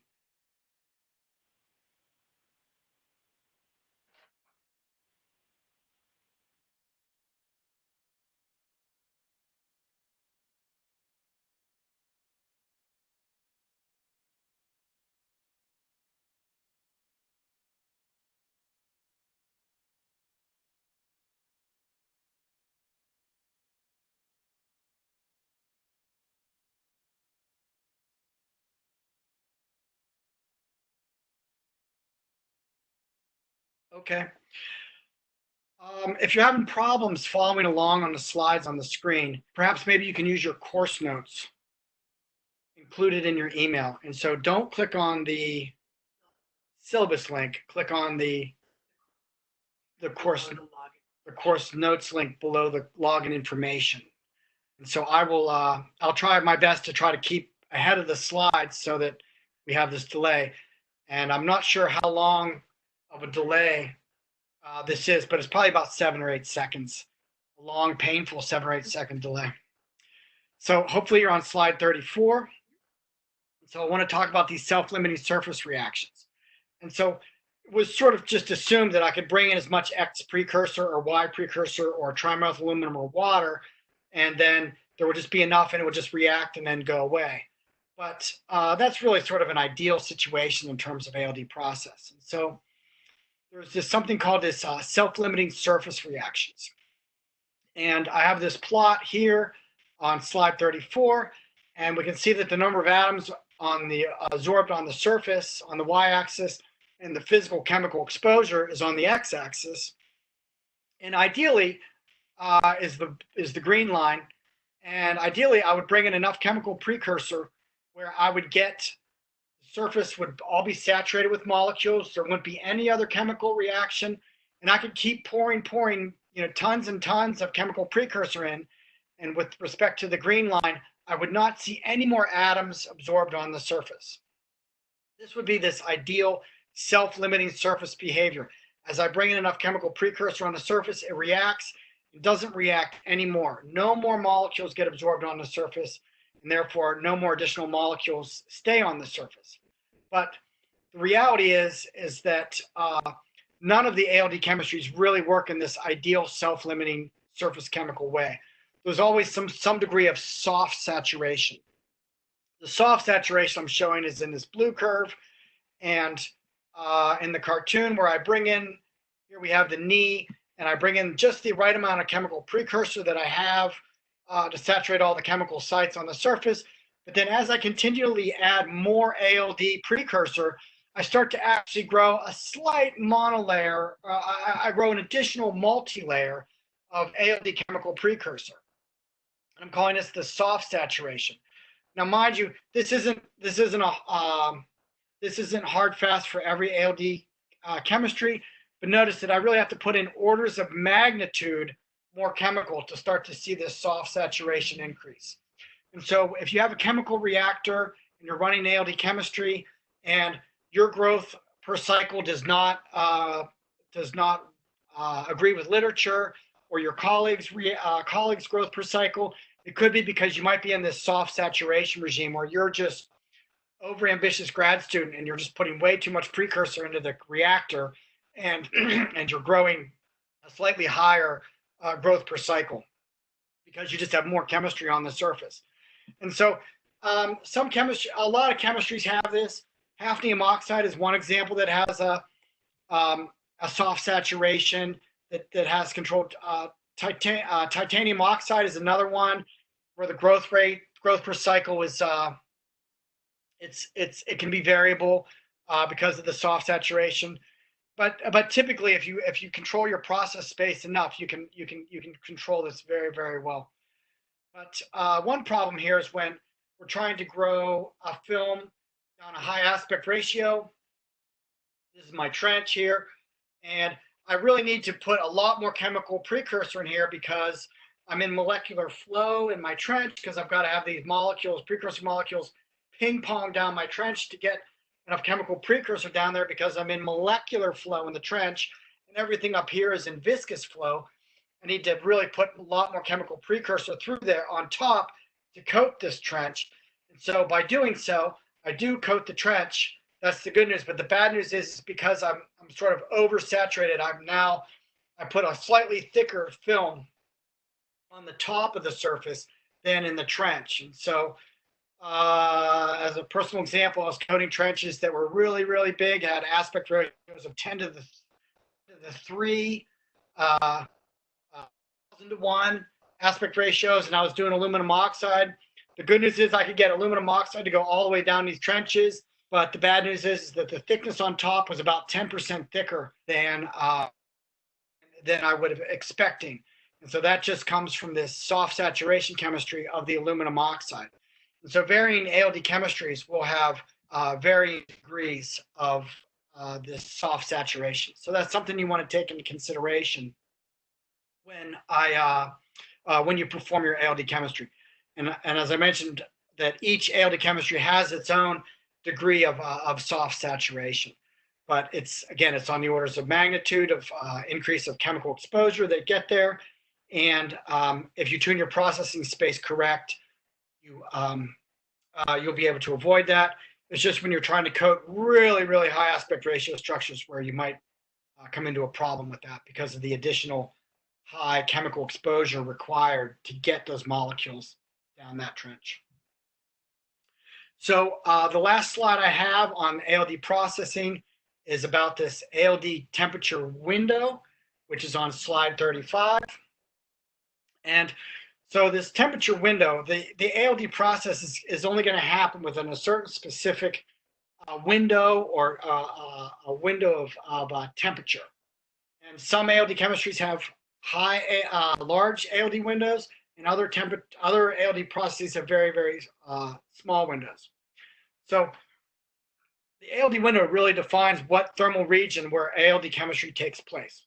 So I plotted here this growth per AB cycle, which is the growth, the GPC, the growth per cycle, and then we have an ALD window here, which is where we want to be. Now, if the temperature is too low, we can have one of two things happen. We can have the growth per cycle can go down, or the growth per cycle can go up. So if the growth per cycle goes down, if we're outside the temperature window, we could be seeing an incomplete reaction. And that just means that there's less thermal energy to really drive the reaction to completion. And then we just get less chemistry on the surface to occur. But if we have a high growth per cycle, what's going to happen is that at low temperatures, we can actually start to condense these molecules on the surface, and then we really start to promote this soft saturation chemistry where we build up a multi-layer of material, and we do this ALD chemistry, and we really have a lot more chemical precursor on the surface than we want, and we really start to see the growth per cycle go up. And that's due to the temperature being too low, and that which constitutes a sort of a condensation or a multi-layer a buildup of chemical precursor on the surface.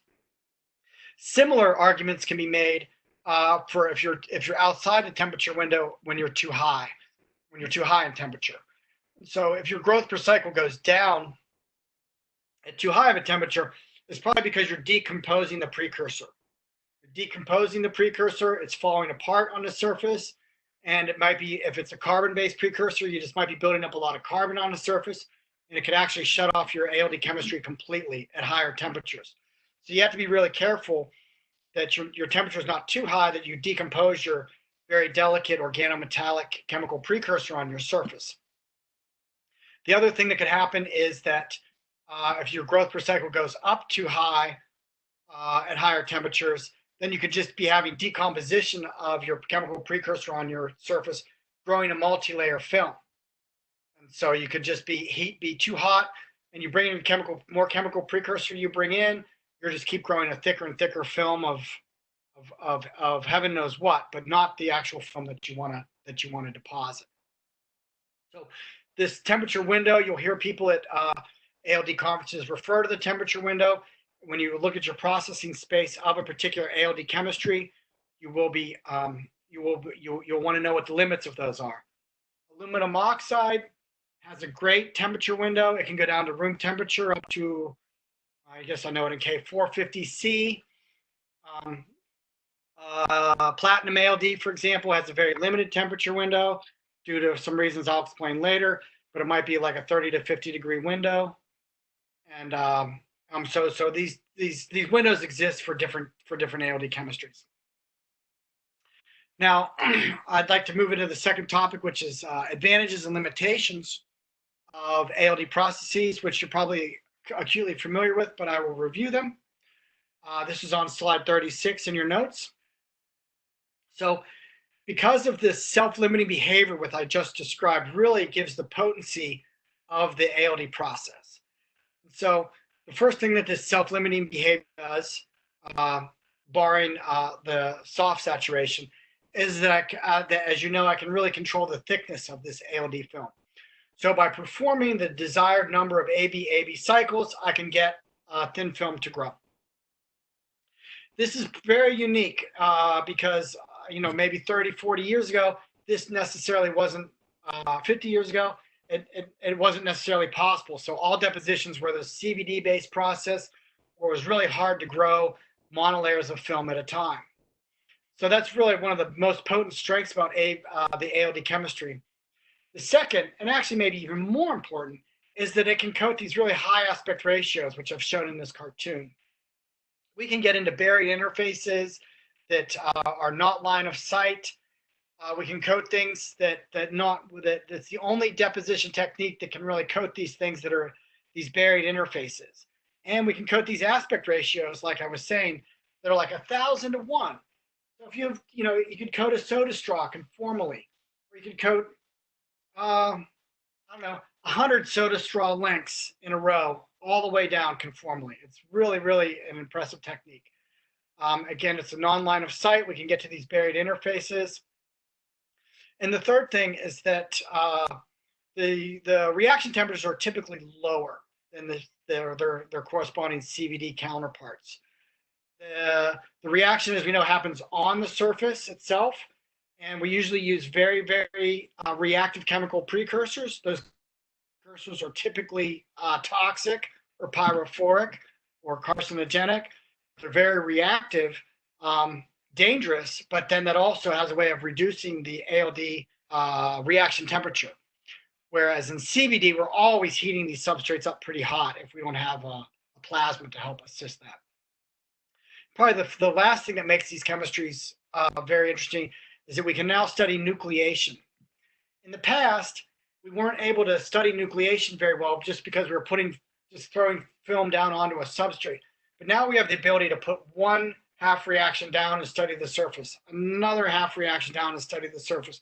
And we can watch surfaces evolve from substrate to deposited film, one atomic layer at a time, and we can actually watch which bonds are being broken, which bonds are being formed, what kind of crystal structure, how amorphous it is, what kind of defects we have in interfaces, and all of those are actually very, very important parameters to consider as we move into this, this realm of interfacial nanotechnology. So on slide 37, I just want to make the distinction between nucleation and growth, being that that's one of the most important aspects of ALD chemistry. Growth, I'm defining as just the deposition of one type of material on the same type of material. This would just be the growth regime. And a lot of ALD papers are about ALD growth, ALD growth, ALD growth, but very few of them are about nucleation. Typical growth values of ALD chemistries are 0.4 to 4 angstroms per ALD cycle. I know some processes are used 0.2 angstroms per cycle. And the films that are grown, as I mentioned, are typically amorphous or crystalline. Nucleation is really depositing an ALD film on a different kind of material. And so this is different. So there could be a nucleation or an induction period when I try to nucleate one ALD material on another material. This can take up to 1 ALD cycle for a lot of aluminum oxide ALD depositions, or it can take up to 40 ALD cycles. You got to run 40 ALD cycles actually before we start to get an ALD film to grow on itself. And so the more ALD cycles you run in nucleation, that really affects the surface roughness of a film. So there are some consequences for having a film not nucleate well when I'm trying to do an ALD chemistry. But as devices get smaller, these interfaces, these nucleation interfaces become increasingly more important, whether it's trap states or what bonds I'm saturating or what dangling bonds are interfaced at the surface. So that is that's really quite important as we look at some of these more electronic structures. So I'm going to end this section right now of just the primary limitations of ALD, and we know that film processes are different than conventional film deposition processes. So we're not going to get the exact same ALD film properties as I would from a CVD process. So that can be good or bad. ALD film properties have their own sort of unique set of properties, whether that's the stoichiometry or the dielectric constant or the leakage current through them or what have you. So they're not exactly similar to the CVD processes. ALD films take a long time to grow a thick film. So kind of like the slideshow, it really takes a lot of time to nucleate and grow a thick film. So you don't want to apply ALD chemistry to growing a thick film. There's probably other ways to do that. It's also not a selective deposition, but that's a really active area of ALD research, and I'll comment on that later. Films are polycrystalline or amorphous. If you just love crystals and you love crystal power, this might not be the deposition technique for you because these films go down amorphous or polycrystalline. Amorphous is actually better because electrically, because there's no grain boundaries where you can get electrons to go through and leak through your film. There's no high temperature ALD like for high quality CVD films. So you can't really ramp the temperature up to wherever and get a better quality film like you can with CVD films. Precursor vapor pressure limits the type of ALD reactants that you can use in an ALD process. So this is still an active area of research, is growing these new precursors to have enough vapor pressure to perform ALD chemistries for unique materials. And as I mentioned a couple times, tuning the stoichiometry of an ALD deposited film can be difficult, and it's easier to control with a CVD process. But with all that bad mouthing ALD, it's still a really great technique in your scientific toolbox. So I think that I guess I'm not there yet, but I guess I thought we were over with our break, but I've got a few more slides to cover. I'm going to move a little more quickly here. I'm going to move to slide 39, and I just wanted to talk about the thermal versus plasma ALD. Let me know when that slide kicks in. Is there? So on slide 39, thermal ALD is easy. It follows chemical kinetics and thermodynamics. And everything we've discussed so far is really thermal ALD. And on page 39, slide 39, we can see that we have reactants. We have to go up over an energetic barrier, and we make products. So chemical kinetic, that's the thermodynamics of the process. Chemical kinetics is really about determining what that activation energy is. And we can do that by making an Arrhenius plot and plotting some reaction, the natural log of the reaction parameter over 1 over temperature. And the slope of this line is the activation energy of the reaction coordinate of the chemical process.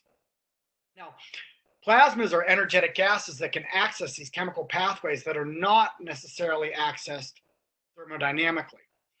And so plasmas are really powerful sources of precursors for ALD chemistry. I'm going to move to slide 40. What is the composition of a plasma? I'll just touch on this briefly. It's really just they're generated by electrical discharge. They can be sustained by AC fields or current running through the gas itself. It's sort of a soup of atoms, ions, and electrons. And there's different relative concentrations. Plasma is a whole class within itself, whether you have hot electron temperatures, whether you have a lot of ions in it, whether you have radicals in it. I won't elaborate very much on that now. There's just two things to say is that you can have two kinds of plasmas in an ALD reactor. And one is a direct plasma, which is where I really put my sample inside the glow discharge of the plasma itself. And then I have remote plasma where I generate a plasma upstream and then I flow, presumably just the radicals, down to substrate I'm interested in depositing on. And so in an ALD plasma reactor, one of the half reactions is a plasma, and this is what gives the energetics to the ALD chemical process, which makes these endothermic based materials that I want to try to make. Just hit 40. So I think the delay in these slides is getting a little bit longer. So yeah, please refer to your course notes. I'd like to try to boot my computer, but I'll ask the powers that be if that's a good idea or not. The problem with plasmas is that it's a challenge to use ALD plasma ALD to code high aspect ratio structures. And that's just trenches, just because of the lifetimes of these plasma entities, whether that's a radical or an ion bombardment, is much less in a trench. And you have to sort of have that ion or radical ping pong down a trench, which necessarily doesn't happen that effectively. But typical plasmas, you can use an oxygen plasma, nitrogen plasma, hydrogen plasma, ammonia plasma to make nitrides, or ozone is actually a good plasma radical source for oxygen because it does actually have a long lifetime and it can actually coat some level of trenches with oxides using an ozone plasma. I'm going to skip slide 41 and I will go to slide 42. Slide 42 is just an example of oxygen plasma. Here we have some sort of metal organometallic compound. It will go down onto the surface and it'll probably just sit in a physisorption well, delicately balanced on a surface. But then as I expose it to oxygen radicals, I will basically chew up all of these organic materials on the surface and make some sort of volatile precursor, a volatile product, and I will oxidize the surface. I'll purge that out, and then I'll bring in my next chemical precursor, which will react on that surface, and then I will go around in the AB-like fashion using an oxygen plasma. Slide 43, I have an ammonia plasma. This is primarily used to make nitrides. If I want to make aluminum nitride, for example, I would come in with trimethyl aluminum. It would react on, say, oxygen surface, like the first state of a nucleation step of an aluminum oxide on a hydroxylated surface. I come in with it would be a methylated surface. I come in with ammonia. I would make these hydrogen H2 and methane reaction products, and I would nitritize the surface. And then once I nitrotize the surface, I would have a reactive handle of a hydrogen on the nitrogen. I would come in with my metal organic exposure again with TMA, and I would complete the cycle. And so what this does is that it really allows the reaction temperature to be at a reduced temperature to make an aluminum nitride material, which is about 150 C. And so that's making a nitrided film at a low temperature, which is relatively hard to do thermally because you need a lot higher temperatures to do so. And then 2 and 3 component materials. It's a natural extension that 2 component materials, we use an AB process to make oxides and nitrides with these half reactions. 3 component materials is a natural extension of the half reaction. We would use 1/3 ALD reactions. So we're doing an ABC kind of sequence. And then 1 material, namely elements, with ALD half reactions follows very different chemistries, but they still use an AB kind of chemistry. So one of the half reactions in an elemental ALD process of putting down 1 element is a reducing step that is volatile that will actually leave the surface. So slide 45 is just a quick cartoon of how you do an ABC type of process. You'd bring in precursor A, you'd bring in precursor B with a purge step, you'd bring in precursor C, and then you would make this 3 component material. The problem with these thermal processes that make ABC type of ALD processes for 3 component materials is it's hard to control the stoichiometry. It's hard to find a good ALD temperature window for each of these ABC processes that gives you the stoichiometry that you want. They typically have low growth per cycles, but you can, in concept, make a lot of the materials I mentioned down here. You can make a gallium indium phosphide, you can make a strontium titanate, you can make a barium titanate, and I just call out Laurie Ninisto because he did a lot of the groundbreaking work here on these ternary component materials using ALD. Single element materials is slide 46. They once thought it wasn't possible, but the trick is to bring down your organometallic material. Excuse me. You bring in your organometallic material, and your second ALD cycle would be to actually reduce that metal down to the base metal state. So there's very possible avenues to develop to deposit single element materials with ALD. There's 3 different methods. 4, I guess you could say. There's one, a sacrificial reactant, which reduces and reacts. There's a combustion reaction, which is for specific metals that do not make metal oxides on the surface. There's a thermal reduction where I make the oxide and just heat it, and then I just reduce the metal. That's good for copper. And then there's a plasma process, which can put down like a titanium metal, for example. So let's go through a couple of those examples.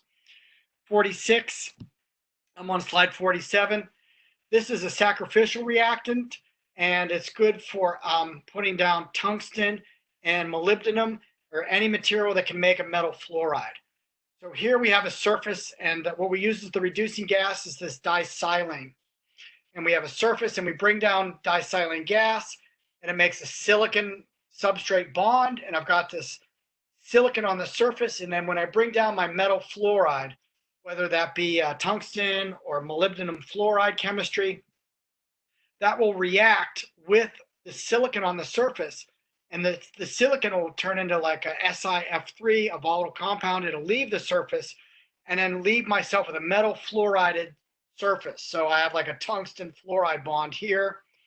I purge that out, and then that fluoride bond on the surface reacts with disilane again, and I can put another layer of disilane on the surface. And when I have that disilane on the surface, then I can react with the metal fluoride. Again, the fluorine reacts with the silicon on the surface, makes a volatile species. It goes away, leaving myself with a metal fluoride bond, and I can come down with disilane again. And so this is this only works for materials that have metal fluorides like tungsten and molybdenum, fluoride gas phase compounds. And tantalum, I guess, is the third one. Slide 48 would be when I use oxygen for metal ALD. That sounds kind of odd, but it really works for platinum and ruthenium metals. Here we have an organometallic material, which is platinum. I bring it down onto the surface. There could be some fizzy-sorbed oxygen on the surface. What happens is that the organometallic portion of this molecule will combust. It'll physically combust, making CO2 and water react with that oxygen on the surface. I get my organometallic on the surface. And then when I come down with oxygen again, it will combust away the organic part of that, making carbon dioxide and water. And then it'll leave a monolayer of just fizzy-sorbed oxygen on the surface. That oxygen is ready to perform another combustion reaction. When I come down with my organometallic, that oxygen on the surface will combust that and then burn it off essentially, and leave a residual amount of oxygen on the surface, and the process repeats. This particular reaction has a very small temperature, ALD temperature window, because if it's not hot enough, the oxygen will not combust off the organic part of the molecule. But if it's too hot, the oxygen will fizzy-sorb out off the surface because it's just too hot and it can't sit on the surface. So these chemistries have a very small ALD process window. The next method to make an ALD metal would work for nickel and copper. As I purposely make the nickel oxide or the copper oxide ALD chemistry, and then I take that and I reduce it in hydrogen. This is on slide 49. I reduce it in hydrogen, or I use a hydrogen plasma, and then you can actually reduce that whole thick stack of copper oxide or nickel oxide down to nickel metal. So you put the oxide down first, and then you heat it up in a plasma or H2 at very hot, and then you can reduce that down to the base metal itself. The last method is really hydrogen plasma. It's a hydrogen stripping reaction, and you bring down a metal chlorinated precursor or something. You expose it to a metal. You expose it to a hydrogen plasma. The hydrogen plasma will strip off, leaving a very bare metal behind. As bare metal, as we know, likes things to stick to it, and so we bring down another metal precursor. It sticks to that metal surface. I use hydrogen to reduce metal to the organometallic or the metal chloride to the base metal, and then I repeat. And this has been used to deposit titanium metal, but it's a very slow process. Then the last slide I have for this section is molecular layer deposition, MLD. So I'm going to use this is slide 51. I'm going to use the analog of a methyl terminated surface from aluminum oxide.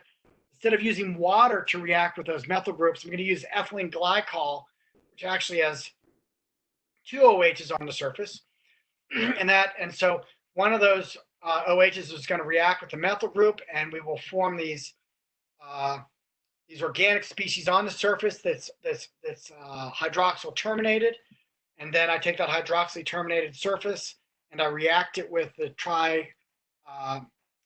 trimethyl aluminum, and it'll react with those oxygenated surfaces, making the methyl terminated surface again. I can come in again with glycol, not water, and then react again with those methyl groups on the surface and make this sort of organic layer of the carbons, and then inorganic aluminum oxide, organic layer of the carbons, and then inorganic aluminum oxide.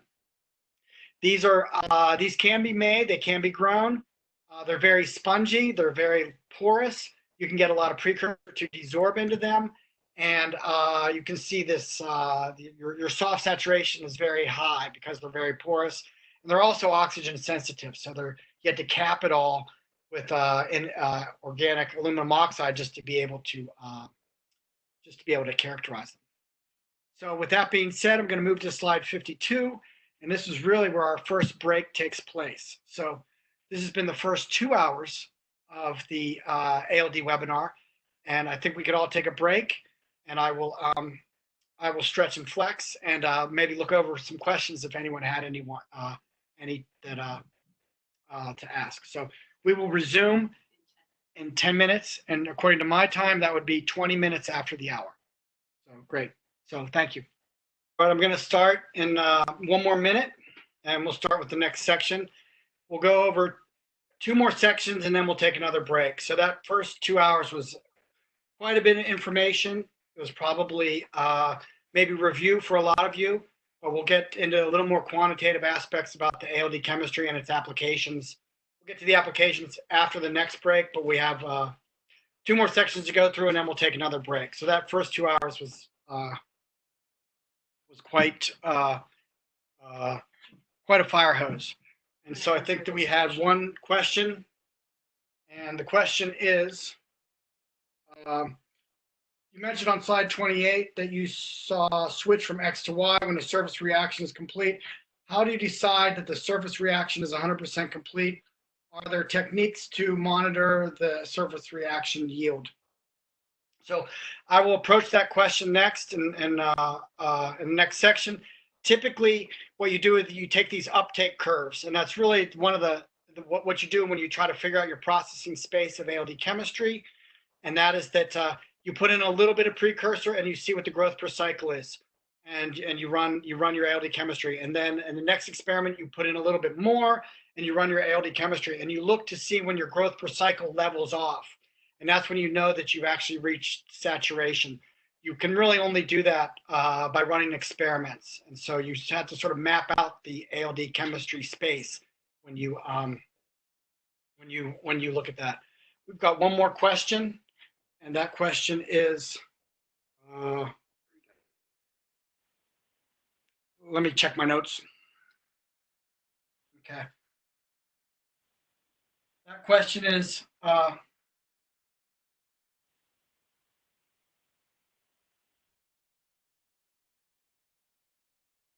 okay, this question concerns making nitrides with ammonia at low temperatures, and so that's a really great question, because typically using ammonia as an ALD precursor to make nitrides typically doesn't happen at low temperatures, and so that has something to do with the way the nitrogen reacts with the surface and how it poisons the surface in a sense that it doesn't let ALD chemistries continue. And so you have to go to much higher temperatures to see an ALD process using making nitrides using ammonia. You can reduce that temperature by using another kind of ammonia precursor, whether you use an N2 plasma or if you want to use hydrazine. That will also help reduce the temperature of the reaction and maybe open up your ALD chemistry window. So I hope that answers both of your questions. I want to make that seeing about a 20-second delay between the slides that I'm finished with and the next slide. So you should please try to follow along with your course notes. I believe that the AVS organization has sent you an additional link with the notes so that you can follow along. So please do that, and I apologize for the delay. It seems to be getting longer as we're online longer. So I will try to call out each slide as I switch to slides so that you can keep up. All right, well, let's continue.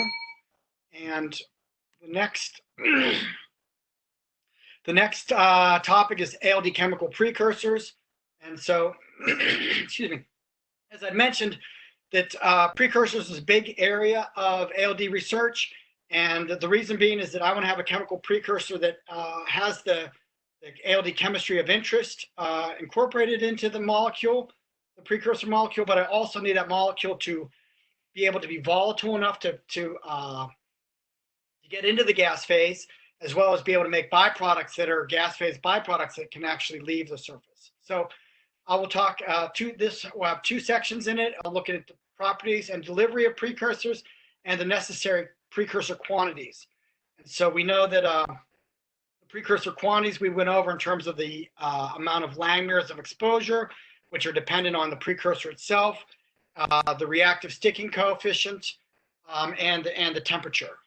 So let's dive into that in a little more detail, but let me first go over the properties and delivery. So I'm going to move to slide 53 now. So Film properties, the phases, the impurities, the composition, the stoichiometry are all result of what chemical precursor you use. And so chemical precursors can be gases, liquids, solids, or plasmas, as I had mentioned. And so gases would be ideal because they have as much chemical precursors you need. They're in the gas phase. We can bring that to the surface. Liquids are a little more difficult because we've got to heat them to get the vapor pressure up. Solids are much more challenging because they can decompose when we try to heat them up to get the precursor vapor pressure up high enough. And so we still use solid precursors. They're just much more of a challenge. We know that our chemical precursor must be volatile and thermally stable. It must be able to be successfully converted into the gas phase. We also need it to reach surface saturation and not a multi-layer adsorption. We also need that surface reaction to be thermodynamically favorable. So you don't want to build a precursor that's really, really stable because we want it to have some semblance of reactivity to it. And the more reactive it is, then the lower the temperature is in order to perform the ALD chemistry. And that's really sort of the drive of modern ALD chemistry now. And also the larger the molecular precursor, if I build a big molecule, it's going to rest on the surface. And so naturally, it'll take up more area.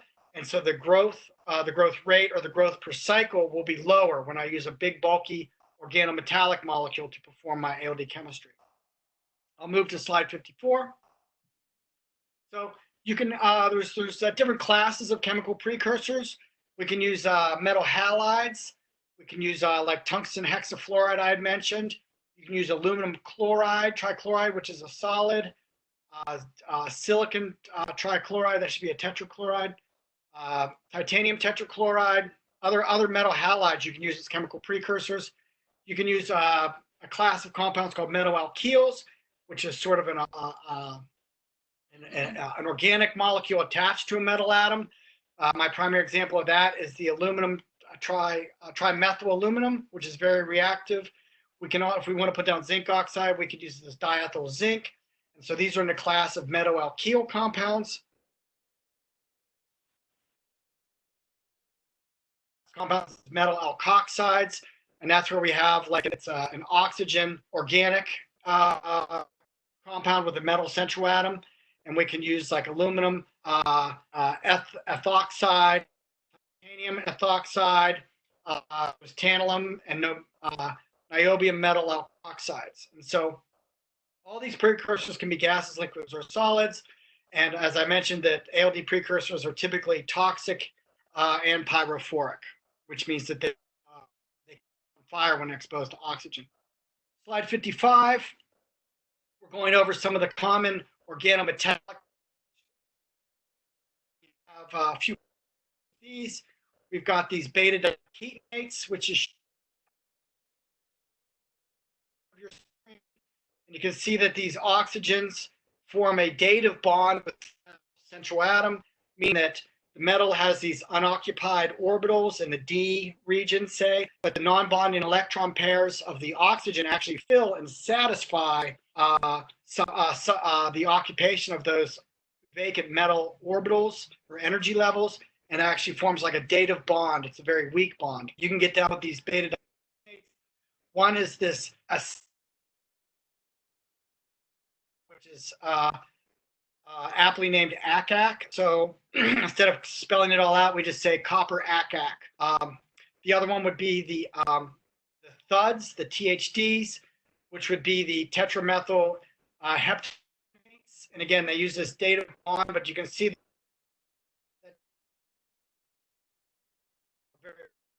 so growth rates typically are lower because it occupies more space on the surface when we perform our ALD.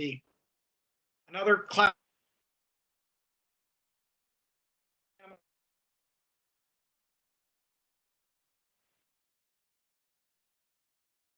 they're this methyl cyclopentadienyl, and a primary precursor that we use when we want to do platinum ALD. And then we have these dialkyl acetaminate. Part of that is that I have this organic nitrogen compound that make this dative bond with the central atom using nitrogen bonding electrode. And this is very important because the precursor voice, when we want to put down hafnium oxide as a gate material. Slide 56 is we're going to talk about the precursor delivery. Now we need to get the vapor pressure up of these chemical precursors. So there's a couple ways to do that. With trimethyl aluminum, the vapor pressure is enough, so we can just vapor draw. There's enough headspace of vapor that we can just open that bottle up, and the vapor, the precursor, can be entrained in a flow, and then reactor to perform ALD chemistry. Other liquids we need to actually do that through it. Those bubbles will actually pick up and increase the relative vapor pressure of the chemical precursor. So we can use heat to increase the vapor pressure as well as a push. Some methods actually, if we compress the chemical material to high pressure and then release the pressure immediately, we can get this burst of vapor pressure off of the liquid, and then we can increase the vapor pressure that way. Okay. And so with that being said, I'm just going to press pause for about 30 seconds here so that we can get everything resynced up.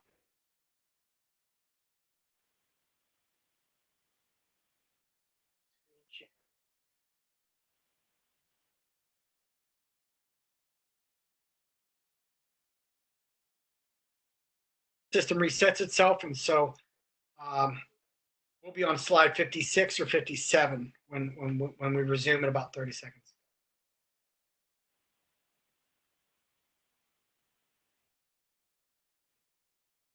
Okay. We're going to move to slide 57. We talk about the solids. Solids are much more of a challenge in ALD processing. Solids, they're difficult because we really have to get that vapor pressure up, and it's much lower because it's a solid. Now, we can use a large oven, and we can put lots of trays of chemical precursor in there and heat that up, and then that should be sufficient to produce enough vapor pressure to get that vapor entrained into a flow into the ALD reactor. The problem with solids is that when you heat them up, they have a tendency to form a skin on top of these solids, and so they stop producing vapor. So if you kick the oven and kind of disrupt that a little bit, you can refresh that surface or crack it open and get vapor to come off the solid again. They're difficult to work with, and I'm not. Some are used in semiconductor processing, but they're very challenging to work with. They produce a lot of particles, a lot of contaminants, and so they're not preferred. And additionally, you have to have all your lines from your oven, from your solid to your ALD reactor heated, so that there's no condensation of these gas phase molecules back into the solid phase that would produce particles. Another problem with these solid precursors is that they decompose. And so when I heat them up too hot, they will just start to decompose, and I'll just get these byproducts of the decomposition into my ALD reactor. And so before you do, if you have a new chemical compound and you want to get and to see what the critical temperature is, where I can safely bring the vapor pressure up, I would usually run a thermogravimetric analysis on the solid. I have that on slide 57 in a cartoon, and so you can see that we would run a TGA and make sure that the solid is safe to heat to a certain point. But then in the TGA, as that weight decreases, I'm actually watching this chemical compound decompose. And so I want to stay where the arrow is on that on slide 57. I want to stay well below the decomposition temperature of the chemical precursor. So that also leads to another difficulty of using solids as your precursor. There's another process where we actually, if we have these chemical precursors that I have to heat to a very high temperature, we have these high temperature valving that we use and these high temperature gas injectors that we use for the ALD process, just to facilitate using these low vapor pressure hot these low vapor pressure solid materials in order to get them into the ALD reactor. 58 is this example of this gas valving. This is used in the microchemistry F120 ALD reactor, which was the first production ALD reactor that was on the market. And what they did in this reactor is they used this idea of gas valving, where they didn't really have a mechanized or pneumatic pump that turned a valve on or off or closed it or opened it. I used gases in order to contain the precursor if I didn't want it to go into the reactor, and then I would remove that gas window in order to allow that chemical precursor to go into the reactor. So I won't go into much detail, but these are the initial drawings of the inside of the F120 microchemistry ALD reactor. And so I just used because everything had to be very hot, there were no valves that could operate at that temperature. So I used the flow of gas to curtail the introduction of the ALD precursor into the chamber, or I removed that gas window in order to let the ALD chemical precursor go into the chamber to perform the chemistry. So this gas valving allowed for ALD for the separation of the reactant pulses. And I don't think this is used much anymore because the technology and the demand for high heat, high temperature valving has been brought to market. So there's valves that can actually operate very fast and at reasonably high temperatures without compromise. Slide 59 is a cartoon of a paper by Jeff Elam and Review of Scientific Instruments. And so this is how he used just the solenoids or pneumatic valving to deliver a chemical pulse. And so the idea here is that we have our nitrogen flow that goes to the ALD reactor, but then I have, let's say for the water pulse, I actually use 2 pneumatic valves in this process. And so one valve is attached right to the water precursor, and then another valve gets diverted to a mechanical pump. So when I want to do an ALD pulse, I close the valve to the pump, and then I open the valve to the water. This allows water to flow freely through a sonic flow into the ALD reactor.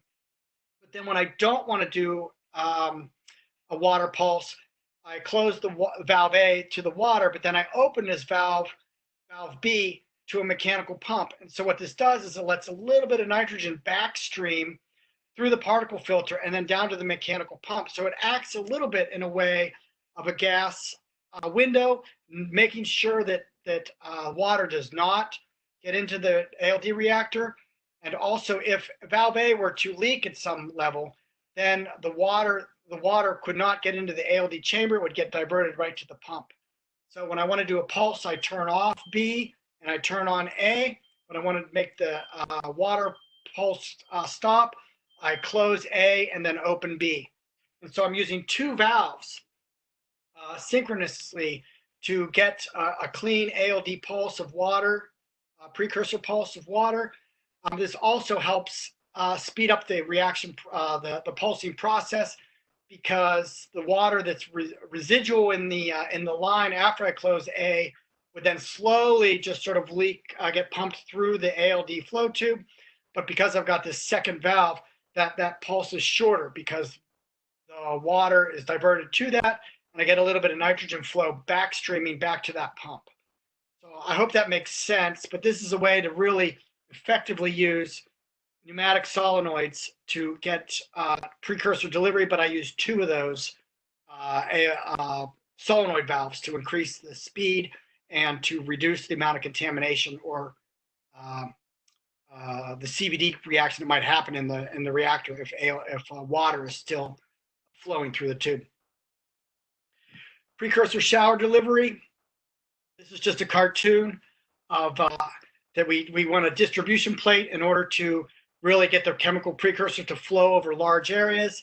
So even in ALD reactors that are in industry, they don't just flow the chemical through there. We actually diffuse that across a wafer, say, and that increases the the physical flow over a wafer, and then that shortens the amount of time between consecutive pulses, which speeds up the ALD process.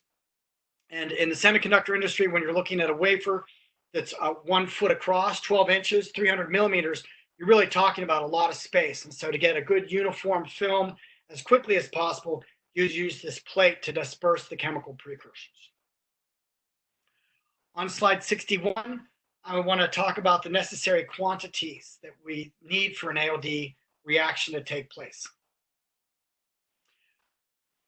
We talked earlier about the flux, the amount of chemical precursors through a square centimeter square, and we designated it as flux.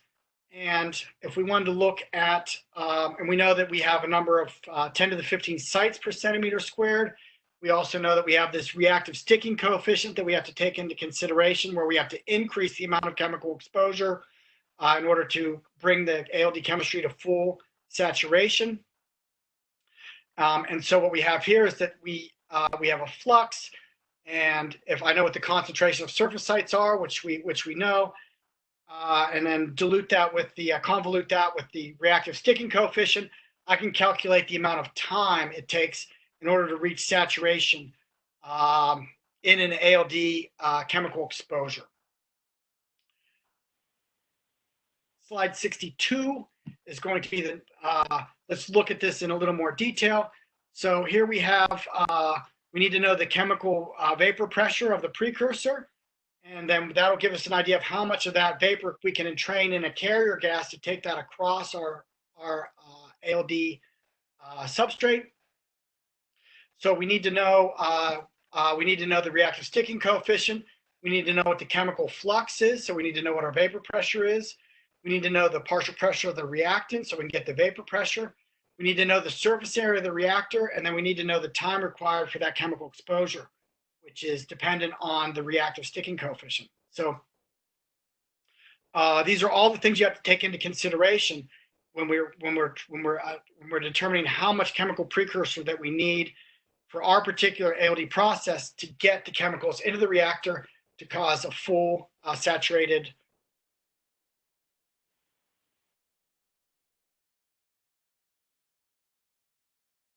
chemistry for the half reaction. As I mentioned earlier, high aspect ratio structures require longer chemical exposures to one deposition down a trench. Okay, so I think we're on slide 63 now. Talk about the substrates and surfaces. So let's take a deeper look into coating high aspect ratio structures, polymers, and our particles, and then polymer and roll-to-roll chemistries. So slide 64, we're going to look at high aspect ratio structures. We can look at pores through a solid, which actually have holes on either end. We can look at trenches, which might be like shallow isolation trenches in the semiconductor industry when they're building CMOS. And we can look at tortured path high aspect ratios, where the location of where we want the deposition is through many different turns or bends in the substrate, let's say inside a MEMS device. So we have, with pores, we can really use this ALD chemistry to close down pores to a certain pore diameter. If we're trying to make a filter to purify water, we can change the surface. If we want to make it a hydrophobic surface or a hydrophilic surface, we can do that with ALD for microfluidics. And then I mentioned a trench isolation, and for barriers in 3D electronics, we also need to be able to coat high aspect ratio structures. So I alluded to it earlier, is that the flow of molecules inside a trench is much different than it is on the outside. And that primarily has to do with outside the trench, we're in viscous flow, but in the trench, we're actually in molecular flow. So I've got to accommodate the different pulses and purge times in order to coat high aspect ratio structures when the structure diameter is smaller than the mean free path of the gas of the ALD process right above the structure itself. 65. Slide 65. I'm looking at coding high aspect ratios. This was work done by maybe in the 2000s. And so he used these nanoporous anodic aluminum membranes, where you take a piece of aluminum and you do electrochemistry on it, and you can really get these really high aspect ratio structures. So the aspect ratio would be the length of the diameter of the pore. And what we can get with anodic alumina is we can get 40 nanometer size pores, which are about 50 microns long. So they're really, really high aspect ratio, something on the order of like 1,000 to 1. Or so in the picture, we can see a top-down view of the honeycomb of the pores, and those are all about 40 nanometers in diameter. But then if we look at the side view, we're really starting to see like these 50 micron length pores. So this is a very challenging substrate in order to try to conformally coat with atomic layer deposition. So what Jeff did is that he did different chemistries. He looked at the different pulse times and the different purge times to see which process was the most conformal down these high aspect ratios. So he did these different chemistries, and then he took his anodic aluminum membrane and he cut it from corner to corner. So what he could see is that at the top of it and at the bottom of it, you could see that it was conformally coated, but the middle section was not coated. So he knew that his exposure times, whether it's the pulsing time was too short, or you also have to wait for all those chemical precursors to molecularly desorb out of the trench. So you've got to wait long purge times as well. So not only do you have to increase the amount of pulse time of your chemical precursor, but then you have to wait for your purge time for all those byproducts to actually exit the trench. So he looked at pulse times of 1 second, 3 seconds, 10 seconds, and 30 seconds. And so if you look at the 30-second column where this gold star is, you can see that the same deposition at the top is consistent with deposition in the middle of the trench, which is consistent with the deposition in the bottom of the trench. And so he investigated this, and he could see that you really had to increase your pulse times to 30 seconds and your purge times to 30 seconds in order to effectively coat these aspect ratios, these high aspect ratios. But this is a pore, so we're getting ALD chemistry coming in from both sides, but not necessarily in the center. And so it's still very impressive that we're able to conformally coat these aspect ratios that are 5,000 to 1. It's actually really remarkable, but you just have to pay the penalty of increasing your exposure times and decreasing your exposure times, or increasing your exposure times and increasing your purge times. Now, slide 67 is really about the theory of coding these high aspect ratios. And so Roy Gordon at Harvard went through all the basic mathematics in terms of how much chemical precursor, how much flux am I going to need at the top of a pore to coat the whole pore itself. And so I won't go through all the mathematics, but if he assumed a certain flux, a constant flux above an aperture, and the reactions occurred down the pore, and as that flux goes down the pore, you actually are decreasing the amount of chemical flux because it's reacting on the surface. So the further you go down the pore, the less and less flux you have of ALD chemistries to actually get to the bottom of the trench. And so you really need to put in a lot more flux at the top of the surface. So there's this thing, it's a parameter called the Clausing factor, and I won't go into that in more detail, but it's the amount of chemical flux that decreases as a pore gets coated from the top down. And so he was interested in calculating how much time it would take to coat these really high aspect ratio structures. And so I'm on slide 68. And so he came up with a differential. It's lagging. Okay. On slide 68, he came up with this differential equation where he took the perimeter of your pore and the area and the aspect ratio, and he multiplied both sides by pressure to get chemical exposure, and he did an integral, and he came up with an equation for the particular chemical exposure.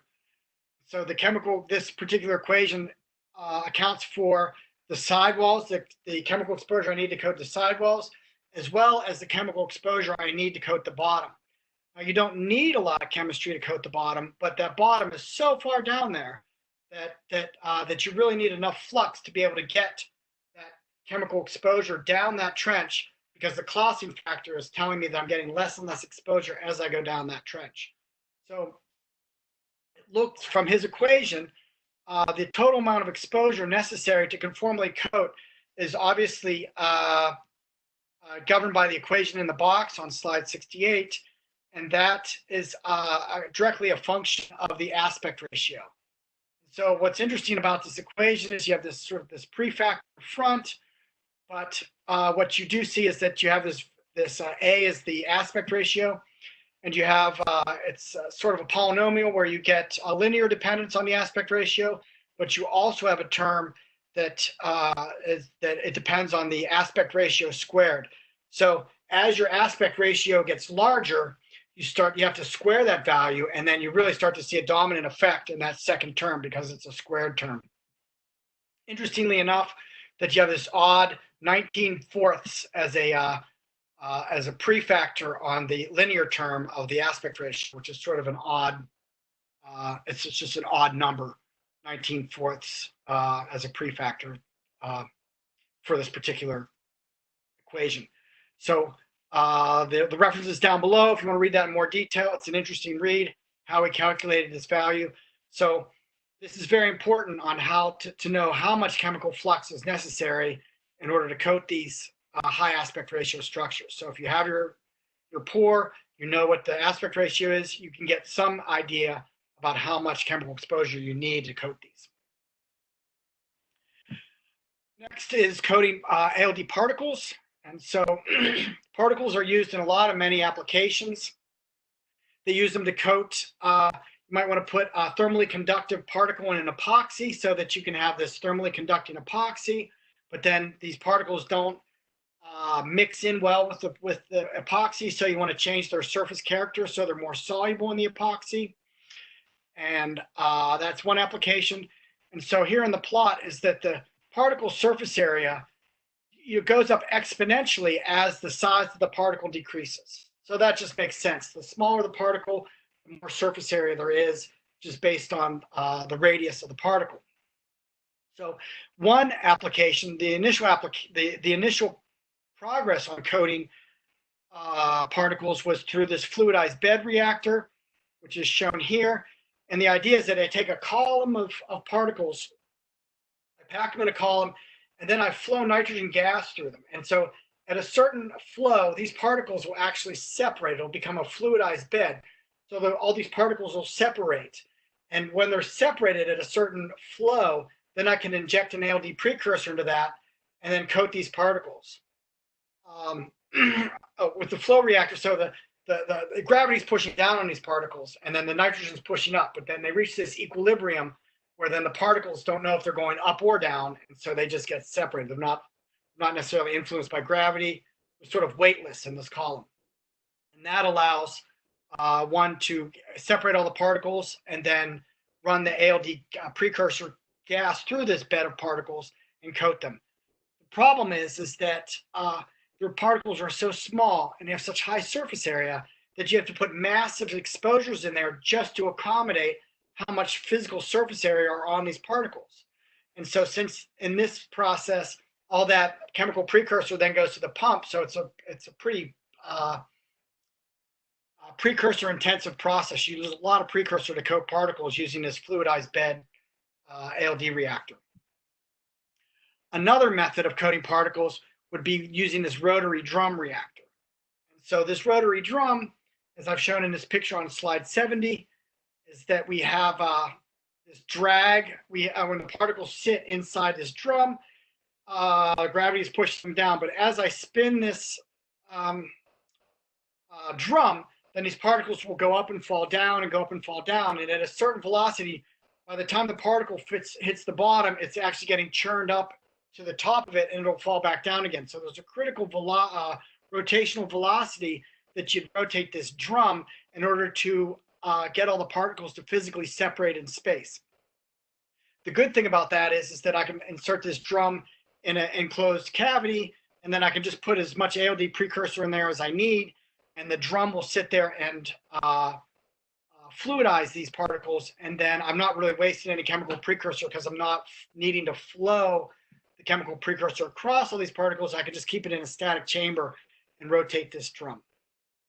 And so we still need large exposures, but it's not necessarily wasting all that chemical going down through your pump.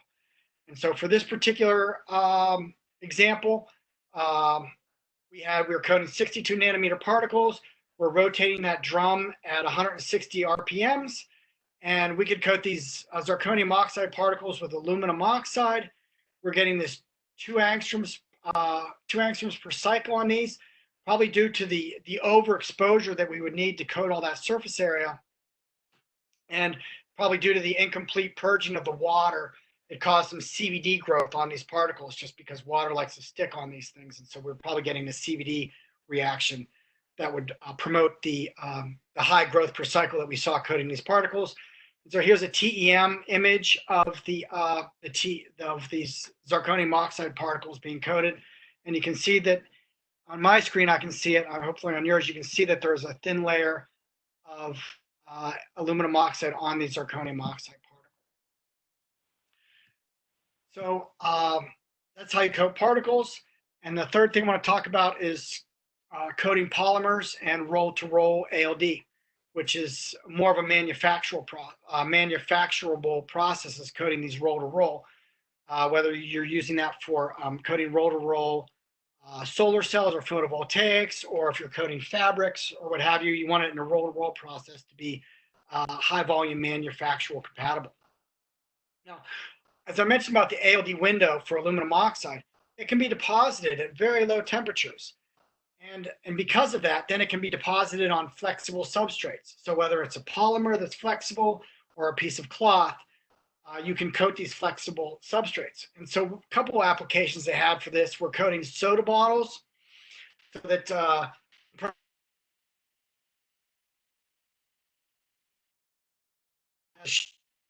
because oxide diffuses through the plastic container, and then you lose the fizziness of your soda or your soda pop. But if I can put a barrier on the inside of your soda bottle that would inhibit the carbon dioxide permeating through plastic, then that would have a longer shelf life. And that's what really the world needs, is more a longer shelf life soda product. So but that was one application. Another is polymer electronics, where we want to put gates and isolations and liners on polymer, but we can't get to that high of a temperature because we'll melt the polymer. So ALD aluminum oxide is ideal for that. Flexible display screens, this falls into polymer electronics. For diffusion barriers, polymer electronics, that you're running electricity through a polymer, and that'll react with oxygen.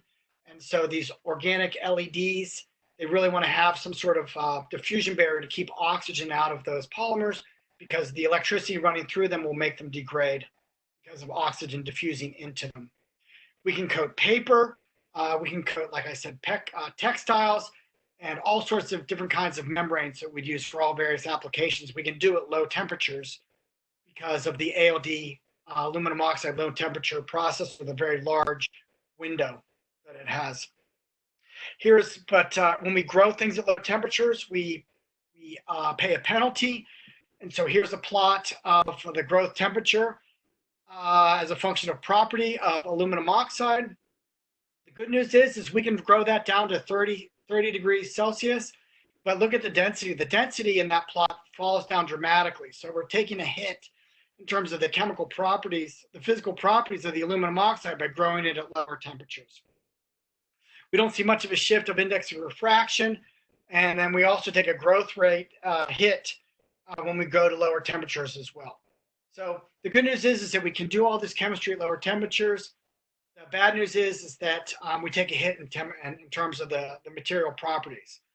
So that may not necessarily be compatible for our particular application.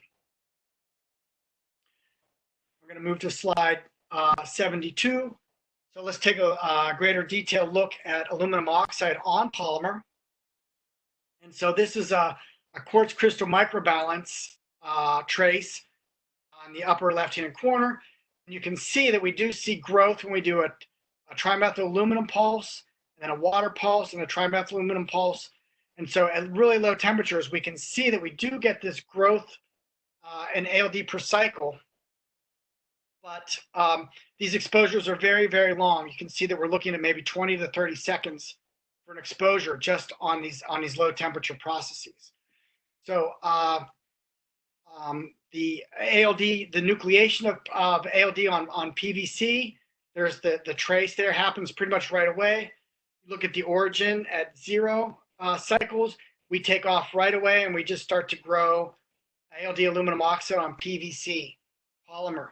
But then if we contrast that with looking at ALD on PMMA polymer, which is the trace on the right-hand side of your screen, lower right, we can see that we get this strange quartz crystal microbalance behavior where we see a large increase of mass and we turn off the precursor and it decays. Another large increase of mass and it decays. And so what's happening is that the polymer is porous. And so we're putting chemical precursor into the polymer and then we're sucking it back out. We're putting another chemical precursor into the polymer and sucking it back out. So we see these large differences in mass as we do these cycles, but ultimately there's enough chemical precursor that's dissolved in the polymer. We do perform ALD chemistry, and then eventually we do coat the polymer, and then we can get a thin film even on some of these more porous ALD polymer or these polymer substrates. So the model would typically be, if you can imagine it, we have a porous polymer, and we just start to coat some of the insides of the polymer itself, and the nucleation of ALD aluminum oxide on these polymers really takes advantage of the porosity of the polymer. We can lock in some of that polymer, or lock in some of that precursor in the polymer, that sticks around, and then we do our ALD chemistry of the next precursor, and then that reacts, and we just start to nucleate a small film inside the polymer itself. Eventually, we get a thin film to grow on top of it. So we can coat polymers. There's a large, and for some of them, there's a long delay when it comes to the nucleation on polymers. That's different than the physical nucleation that we would see in terms of coating on a flat substrate and trying to get this chemistry to nucleate on a different kind of substrate, which I described earlier. If you're interested in doing ALD chemistry of aluminum oxide at low temperatures, here's your chart on slide 73. And you can see that as I reduce the temperature, the amount of purge time increases dramatically. And if I look at the water pulse in particular, we can see that I have to wait 3 minutes in order for that, all that water is very sticky, all that water to come out of that, to desorb off any surface at lower temperatures so we don't get a CVD reaction. So if you want to do low temperature ALD with aluminum oxide, at least at 33 degrees, say, you really have to wait really long purge times in order to get that chemical precursor out of the off the Physisorb site and then back into the gas phase. Otherwise, you'll have chemical vapor deposition. So, I mean, 3 minutes. So for water to desorb off a substrate at 33 degrees is a very long time. So you might want to consider using maybe an ozone-based process for this to speed that up so we don't have to use water. Slide 74 is about ALD roll-to-roll. So it's very cost-effective to coat polymers and to coat fabric. And so there's two different kinds of methods, basically. There's the rotating cylinder and the scrolling substrate. And so the scrolling substrate is pictured up there in the upper right. And what you do is you have a material that sort of runs through two different zones. You have a precursor A zone and a precursor B zone. In between there, you have a big gas window. And so you take your your roll and you roll it up into the A precursor, and it gets the A half reaction. It goes through the gas window, the nitrogen gas window, and then dives down into the B precursor, and it gets that exposure, goes up through the N2 gas window or the purge step, back into the A precursor, and then down. And so depending on how many rolls you have in your A precursor zone and your B precursor zone, that's how many ALD cycles that you would get in a roll-to-roll kind of process. And notice that the rolls are situated in the zone where just the nitrogen is flowing. So you could load up your spindle and then run enough ALD AB cycles by putting the number of rolls in there, and then run that roll, and then it would be complete. The other way is a rotating cylinder, where I have a cylinder and I actually physically put a piece of the polymer or the fabric around a drum, and I spin that drum. So as I spin that drum, it's more like a spatial ALD, where part of that drum will see precursor A, and then that drum will rotate and get an exhaust step where it's a purge step. Then it'll continue to the next clock position where I'll get another precursor exposure, and it'll continue to roll. And then it gets the precursor A, the purge, the precursor B, the purge, the precursor A, purge, so on and so forth. So it's not necessarily roll to roll. The good news is that I put that substrate on that drum. I can spin that for as many times as I want. I get as many ALD cycles on that particular piece of material as desired. And so this process is very fast. You can spin that drum very, very quickly and get ALD to happen on a softer substrate in terms of very quickly in terms of a production-oriented tool. And that was the end of that section. So we're going to be on slide 74. And now it's time for a 2-minute break or a 10-minute break. So if you have any questions, I'll be here to answer them. We will meet at what time? Let's say 1/4 for the hour. Very good. Thank you. And if you have any questions, you can ask them now.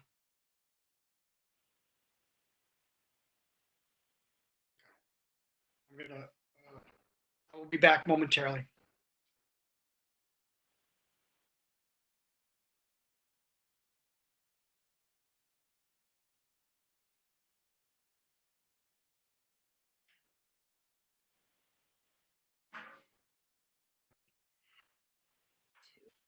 Okay, we have 2 questions that I'll answer now. Give me a second. Let me look at them.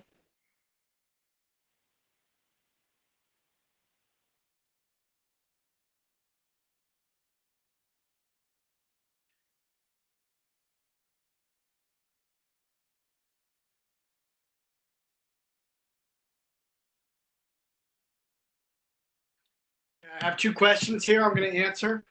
One was from Albert Lee, and he says, based on slide 68, higher chamber pressure and lower temperatures should be better for high aspect ratio conformality, ? Is temperature dependence of the precursor dependent? Well, we have competing factors when we go to lower temperatures or higher pressures. Higher pressures actually when we're at higher pressures, then that forces the chemical precursor to have a lower vapor pressure, and so we would need more chemical exposure in order to get it into the trench. So, at higher pressures with CVD, you can get away with tricks. If we use higher pressure, we can get things into the trench. But because when we increase pressure, then we decrease the amount of chemical that we can get into the gas phase, and so that would actually lower the growth per cycle. And then we would need even longer exposures in order to get to the same chemistry. I hope that makes sense. Second question is, how do I find a sticking coefficient of a single chemical on a different substrate? Yeah, that's a great question, and it's almost like that's always a challenging question to determine what the reactive sticking coefficient of something is, and it's almost like you have to run the ALD chemistry. You have to get all of your experimental data, and then you have to back up what your reactive sticking coefficient is. So you just sort of can't To my knowledge, you can't really calculate that in advance and then know what it is. You have to determine that experimentally.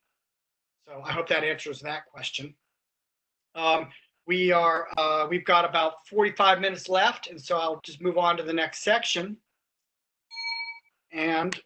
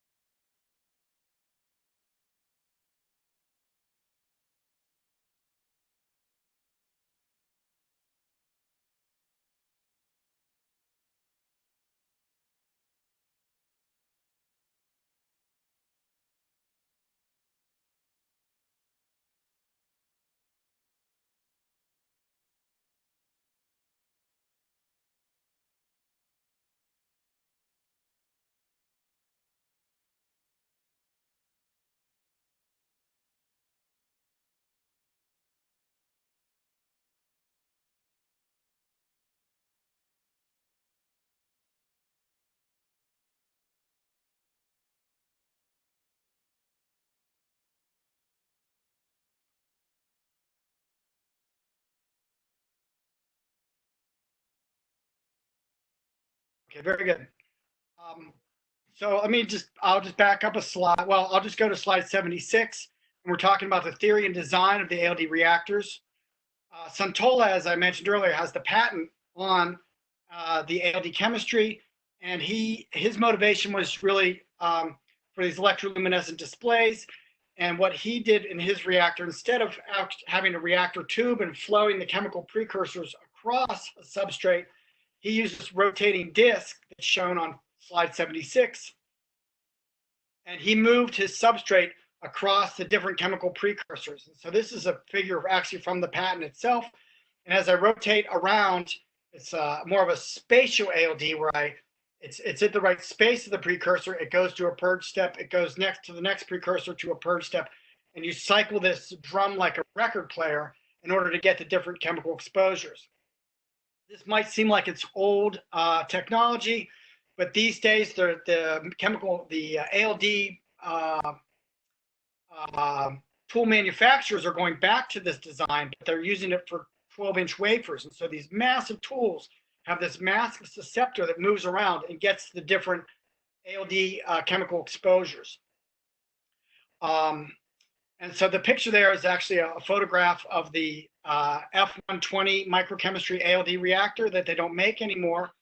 But that's what it looked like. And it also used that gas valving technique, which I described earlier, where they use nitrogen in the gas window.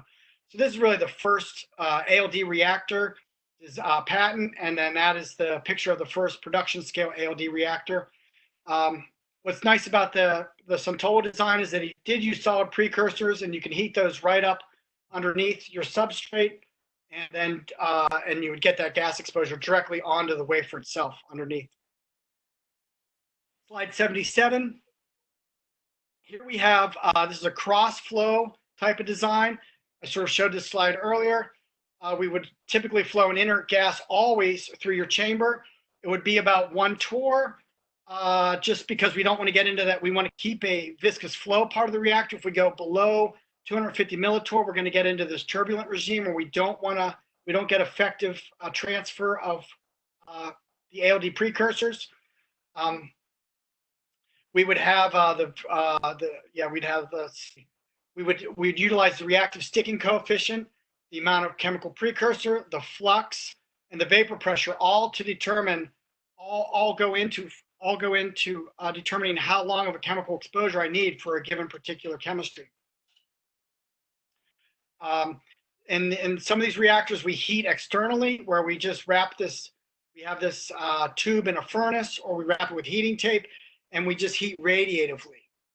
And so this would be sort of a cross flow design of an ALD reactor, where we move the chemical reactants across the chemicals, the substrate, using a flow, as opposed to a temporal ALD where we actually, or a spatial ALD where we actually move the precursor to different stations that would get the different ALD chemical precursor exposure. Now, when we talk about the actual conditions for the ALD flow reactor, we can look at aluminum oxide and water to make TMA and water to look at aluminum oxide ALD. And let's see, it takes 1 × 10⁴ Langmuirs in order to reach full saturation. And so we want to look at the reactor tube pressure. So we want it to be high enough in order to have the viscous flow condition, but we also want the pressure to be low enough so that we can get the chemical precursor vapor into the flow. So high enough for viscous flow conditions is that we need the precursor, the pressure in the reactor to be above 2.3 250 millitorr, because below that, as I mentioned, we get this turbulent flow. So we want to make sure that the chamber pressure is above 250 millitorr, up to a torr, maybe even up to 2 torr. But low enough, we want to make sure that we get this thing called sonic flow. And so sonic flow is when we take the vapor pressure of the material that we're injecting into the flow, and about half of that, we will get this sonic flow condition. And as long as that sonic flow condition is higher than the reactor pressure, then we can get this sonic flow, meaning that we get this instantaneous entrainment of the vapor from your precursor source into the gas flow and then across your substrate.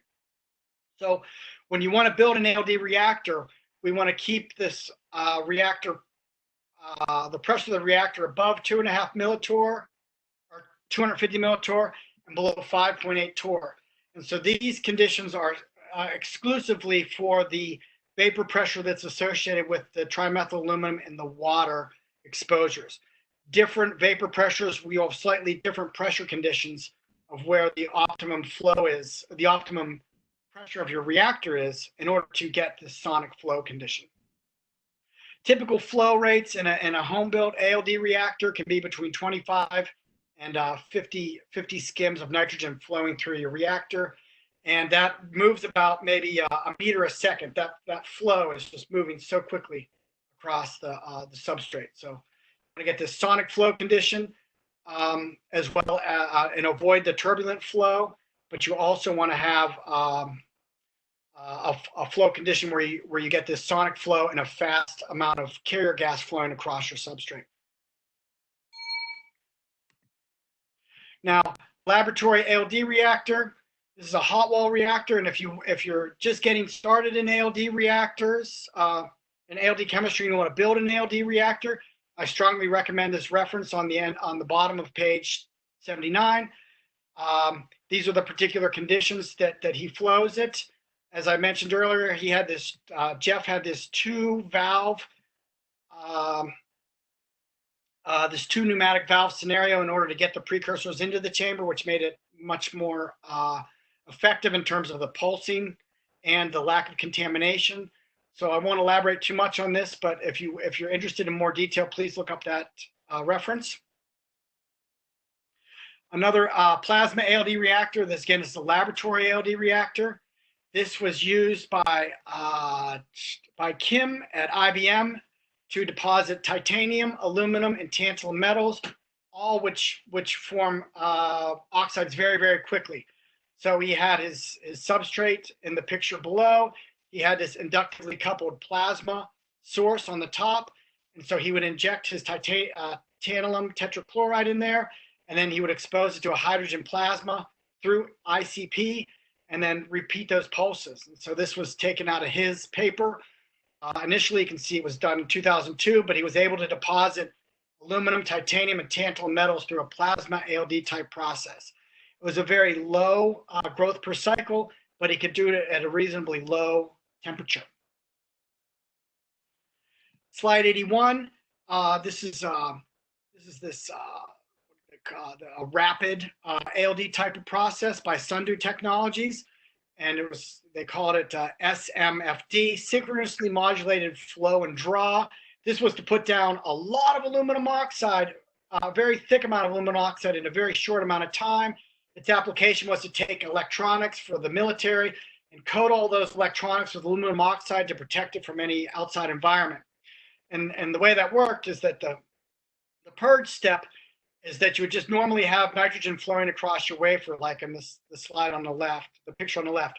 But then when I wanted to do a pulse, I would divert that nitrogen purge to the exhaust underneath the wafer, and it would cause this Venturi effect. And it would really suck a lot of that reactant right across your wafer and right down the pump. And so that Venturi effect, that extra additional vacuum you would get from nitrogen being diverted to the pump, pulled those precursors across the flow and made for much shorter pulses. So you could get ALD aluminum oxide, ALD cycles could be performed in a sub-second time regime, which allowed you to do a lot of cycles very, very quickly. Atmospheric ALD, that's another, we don't even need a chamber to do ALD. What you have is this, you have a reactor head that would actually move across your substrate, and in this head, you would build in a channel for the A reactant, you'd build a channel in for the purge, you'd build a channel in for the B reactant and the purge, and you'd move this head across a substrate back and forth, and you would get an ALD cycle every time you move this head. And so this was done by Levy and Eastman Kodak in 2008. It really sort of changed the paradigm in terms of how one could actually perform ALD. The problem with this is that gap between the substrate and the head has to be really, really well maintained, or else you'll get this gas mixing. So you're talking about the order of microns that this head has to sit above your substrate and move back and forth in order to effectively get the ALD chemistry to happen. But it really helped facilitate the research into printable ALD type of processes. So that's a different kind of ALD reactor, but it's something that you should be aware of. Now let's talk about surface analysis and aluminum oxide as an example.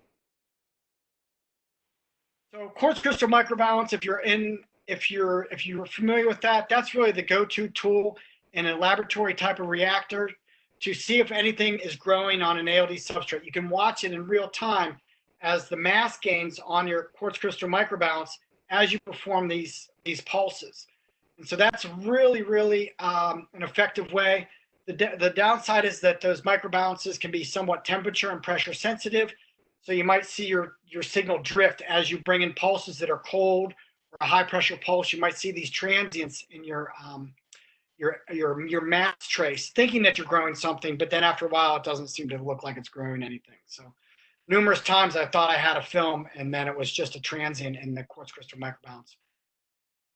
Ellipsometry, always the go-to source to measure if you have a film there.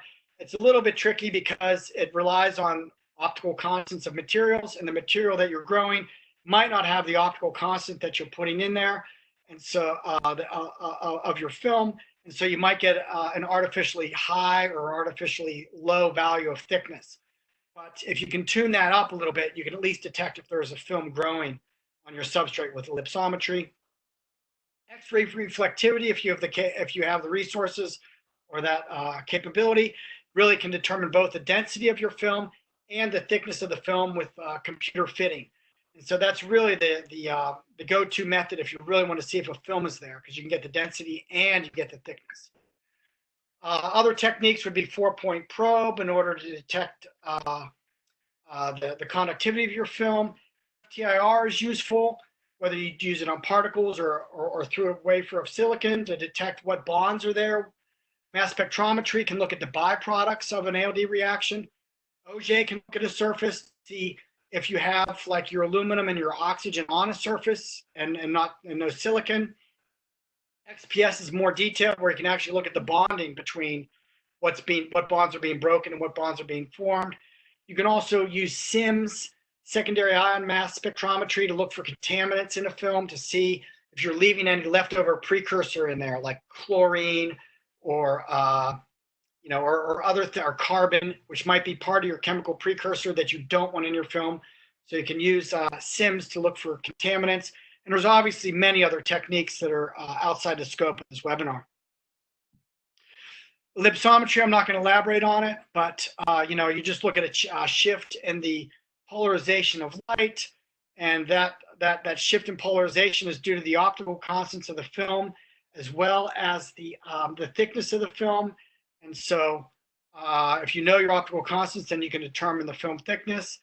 Surface roughness can obscure the accurate values of these films, but you really need to know what their optical constants of your film are. And sometimes when we're growing a new film, we don't know what those optical constants are, so we can get a large error associated with what the film thickness actually is. Quartz crystal microbalance, as I mentioned, you take a crystal and you oscillate it at a certain frequency, and as I deposit material, an ALD film on top of that, that resonant frequency will change. And so you have a detector which detects what the new resonant frequency of that crystal is, and then from there you can determine what the shift of the mass is, and so you can know what the mass gain is. And so in quartz crystal microbalance, you're looking at a mass gain or a mass loss based on the shift of the resonant frequency of the crystal. They're very sensitive to temperature, but I think that there's new crystals out for quartz crystal microbalance that are less temperature sensitive, or that can go to higher temperatures. And so that's always a very useful thing if you're looking at a high temperature ALD process. Make sure you get the right quartz crystal or gallium phosphate crystal for your particular application. I have a plot here that shows the temperature coefficient of a normal AT cut crystal, and you can see that as temperature goes up, we can see a shift in terms of the temperature coefficient of that crystal, so that will come into play. And at where we normally run aluminum oxide, you can see a 17 angstrom shift in terms of moving from one temperature to the next. And so you might see that as an artificial increase in mass and get excited that you grew a film, but you actually did not, which is what I've done in the past. XRR, I won't elaborate on very much, but it's an X-ray source at low angle, and you have a detector that sweeps in the theta position, and it's these off resonant, or it's picking up the X-ray source, and you get these oscillations in your XRR. The initial specular reflection here gives you density information. That's the first. That's the specular the specular reflection from the XRR. But then these undulations that you see in that picture at the bottom of slide 87 gives you, when that gets fit, then that gives you actually the thickness of the film, and you can also get a value of surface roughness from the XRR as well. So it's a really powerful technique to apply to ALD grown films. But there's a lot of other techniques. I just wanted to sample the top few that are the most relevant. I'd like to go and use some of these techniques to actually look at what, apply those techniques to aluminum oxide ALD. Aluminum oxide is probably the most ubiquitous ALD chemistry. You build a reactor and you make sure you can run aluminum oxide and get that dialed in before you start more exotic chemistry. So you can always go back to aluminum oxide ALD because it's so reliable in terms of how well it works and its the material properties. So it's very well behaved. We get an angstrom per cycle. It's amorphous deposition. Low temperature deposition is possible. These are the half cycles here, which I won't elaborate on due to time, but you're probably acutely familiar with those already. Here is an in situ quartz crystal microbalance plot on the left on slide 89, and you can see that we have this atomic layer growth. The more cycles, or the more cycles I run, the thicker the ALD chemistry. That also gives a growth per cycle of about 1.07 angstroms per cycle. And if we compare that with ellipsometry, which looks at a lot thicker films, we get about 1.2 angstrom per cycle. That could just be due to the optical constants being slightly different in the ellipsometer in terms of measuring the actual thickness. So the typical value of growth per cycle for ALD aluminum oxide is 1.1 per cycle, and that equates to about 38 nanograms per square centimeter of aluminum oxide per ALD cycle. If we take a quartz crystal microbalance, one cycle of the quartz crystal microbalance trace, and we take a look at it, we can look at, here's the A pulse on slide 90. We get a massive gain of mass when we put the trimethyl aluminum down. Aluminum is not very heavy, but you got a lot of those methyl groups that are on the surface that increase the mass. We have a purge step, And then we do a water pulse where we see a little bit of a mass transient, but then it doesn't really gain much more mass. And so if you think about it, I'm adding OH groups to the surface, but I'm also removing methyl groups, and they're about the same atomic mass unit. So when I replace the methyl groups with hydroxyl groups, I won't really see that large shift in mass. So this makes sense. This is consistent when we don't see a large mass gain with the water pulse. But what's interesting is that when we know that we get 38 nanograms per square centimeter with one ALD cycle, we can actually distill that information down in terms of the number of sites per centimeter squared. So water pulse gives me 3 nanograms per centimeter squared, which is about 10 to the 14th hydroxyls per centimeter squared. So we're covering about maybe 10% of the surface with these hydroxyl groups, being that we know that there's 10 to the 15 sites per centimeter squared, and that's an order of magnitude larger than the amount of hydroxyls that I'm measuring with the quartz crystal microbalance. Let's see. So quartz crystal microbalance could also really be used to maybe implant some defects or some dopants into your aluminum oxide film, because you would see that mass gain or loss in terms of the dopant concentration that you would put in. And that's actually very important in the semiconductor industry when we're trying to make CMOS. It is at a low temperature, so we don't have to use an implant step to make an N or a P junction. We may be able to make these N or P materials out of silicon using ALD. So that's a very interesting area of research now. Tunneling responses for aluminum oxide. This is kind of interesting too. We can measure the conductivity, or we can measure the leakage current through a film of aluminum oxide.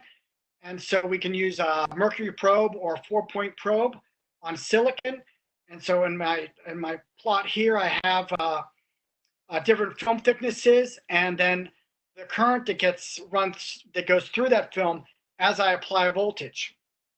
So at the thinnest film, 30 angstroms, it was relatively leaky. We just got conductivity through the film. But as I made that ALD film of aluminum oxide thicker, I actually delayed the onset of conductivity through the film, as I've shown in the graph on slide 91. And I show those stars there where you don't have any conduction, but then there's this immediate turn on at a certain applied voltage. And so for me, I think this is very exciting, because then I can control when current will actually go through material based on the thickness of the material. And this current that's actually traveling through the material is based on Fowler-Nordheim tunneling. It's a tunneling type process. So let me try to explain that in a little more detail in the cartoons at the bottom.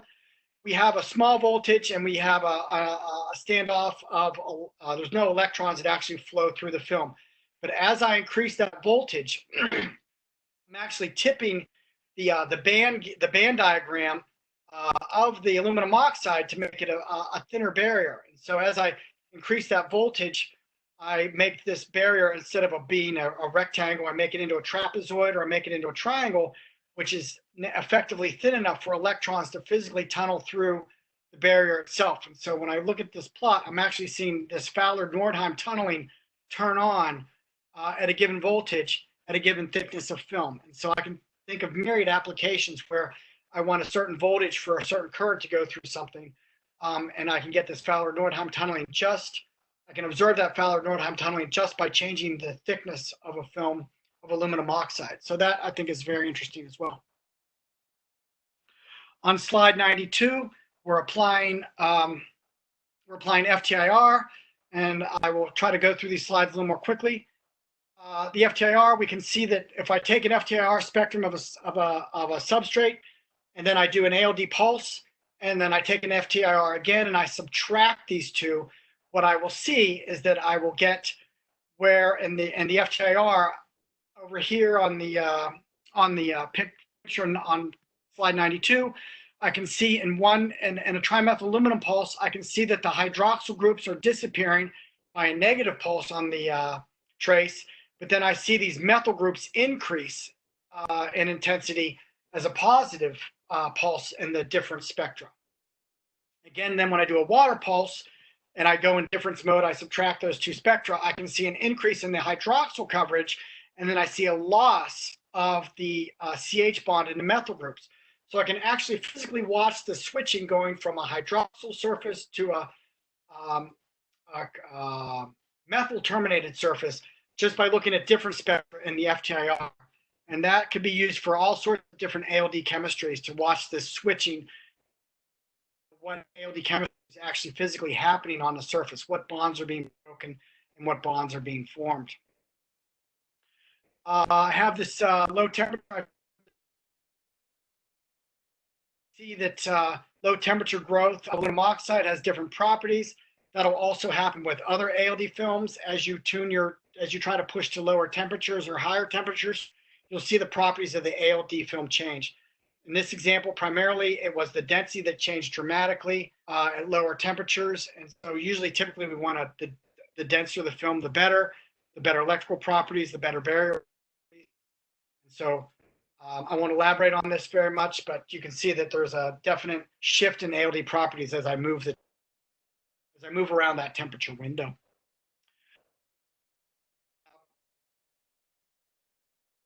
Spectroscopy. This is looking at tungsten substrate. We're putting aluminum oxide on top of it, and so the first trace in the picture on slide 9 is tungsten. Like the element. Then as I do water exposure, I can get an oxygen peak at about 500 eV, and I can see a smaller tungsten peak. And then I do a trimethyl aluminum peak, and I can see a carbon grow in at let's say. Then I do a water pulse, and I can see the oxygen peak for water getting larger as I do more and more cycles, and I can see the tungsten peak at about 170 eV getting smaller. So I can watch the surface evolve from a tungsten surface to aluminum oxide surface by looking at just subsequent Auger signals from the surface as I do one half cycle, another half cycle, another half cycle, and another half cycle. We can quantify this to actually get nucleation information about how does aluminum oxide physically nucleate on a metal surface, on a tungsten surface. That's all I'll say about that. Then let's get into applications. We've got about 10, 15 more minutes on slide 95. So I'm going to cover two general topics of surface modifications. We're going to look at the structures of ALD and get some semiconductors. So the first,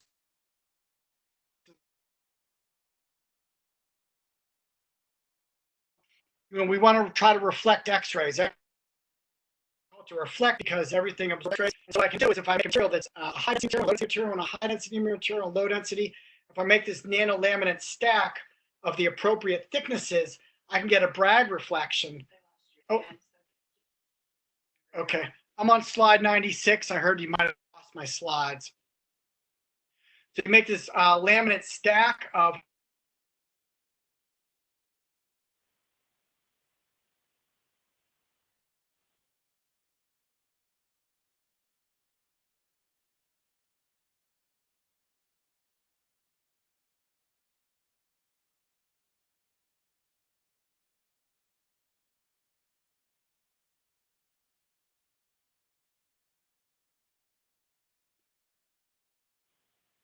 and I'm on slide 96, and I hope you can hear me.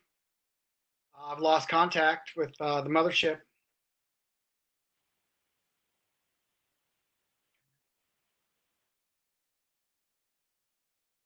Sure. Okay. So I'm just going to go through this.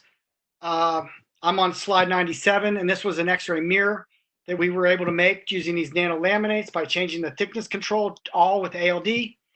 On slide 97, we can actually see the results of this. We made this nanolaminate of tungsten aluminum oxide, and we were able to get a superlattice reflection using X-rays at 1.54 angstroms, and we get 95, 97% reflectivity. Okay. And if you can't see my slides, please, I'm on slide 97. And this data was from Francois Fabriguet in the George group. This is still a very interesting area of chemistry. The next slide is slide 98. This is applications of atomic layer deposition to lithium-ion batteries. And what they've done was that they've taken an electrode of lithium-ion battery and they've coated it with ALD. And so somehow that ALD was allowed electrons to actually get through the electrode itself, but it inhibited some corrosion processes. So on slide 98, you can look at the capacity of the recharge cycles versus the amount of ALD, and you can see when we did the 5 ALD directly on the electrode, we got a much longer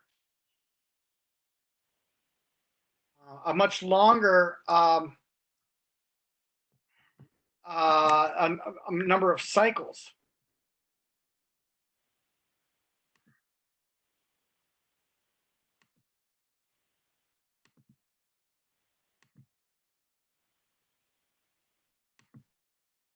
I'm not. Okay, I'm just going to have to keep going. I'm sorry about that. Just please follow through with your book, and I'll just talk to the slides. I'm on slide 98, and so you can see that as we coat these lithium-ion battery electrodes, we were able to reduce the amount of corrosion, which would increase the number of charge and discharge cycles, like increasing the capacity of the recharge cycles, just using 4 to 5 angstroms of atomic layer deposition on a lithium-ion battery. Now, if I go to slide 99, this is interesting work done by Jeff Elam, and this is a catalytic alloy formation being ALD, and so obviously that some reactions can be catalyzed using metallic alloys, so not just one particular metal, but an alloy of it. And so he was growing platinum ruthenium alloys to take advantage of the methanol fuel cell cycle. And so there's a TEM image of a particle that he's also grown particles on ALD particles of platinum ruthenium on top of these particles to increase the surface area. And it's pretty impressive that you can see particles on top of particles. And if you're in the TEM image, you can actually show the lattice fringes between either the platinum material or the ruthenium material that was deposited on there. And so these ALD deposited catalysts did show a higher percentage of methanol decomposition than just a physical mixture of these two metals together. Slide 100 is the ALD application of MEMS devices. This work was done at Sandia National Laboratories. And the idea is that I've got this gear that's made out of silicon. And what I want to do is put a lubrication, I want to do an ALD of a lubrication material inside these MEMS devices or a high hardness coating. And you can see that it's a buried interface.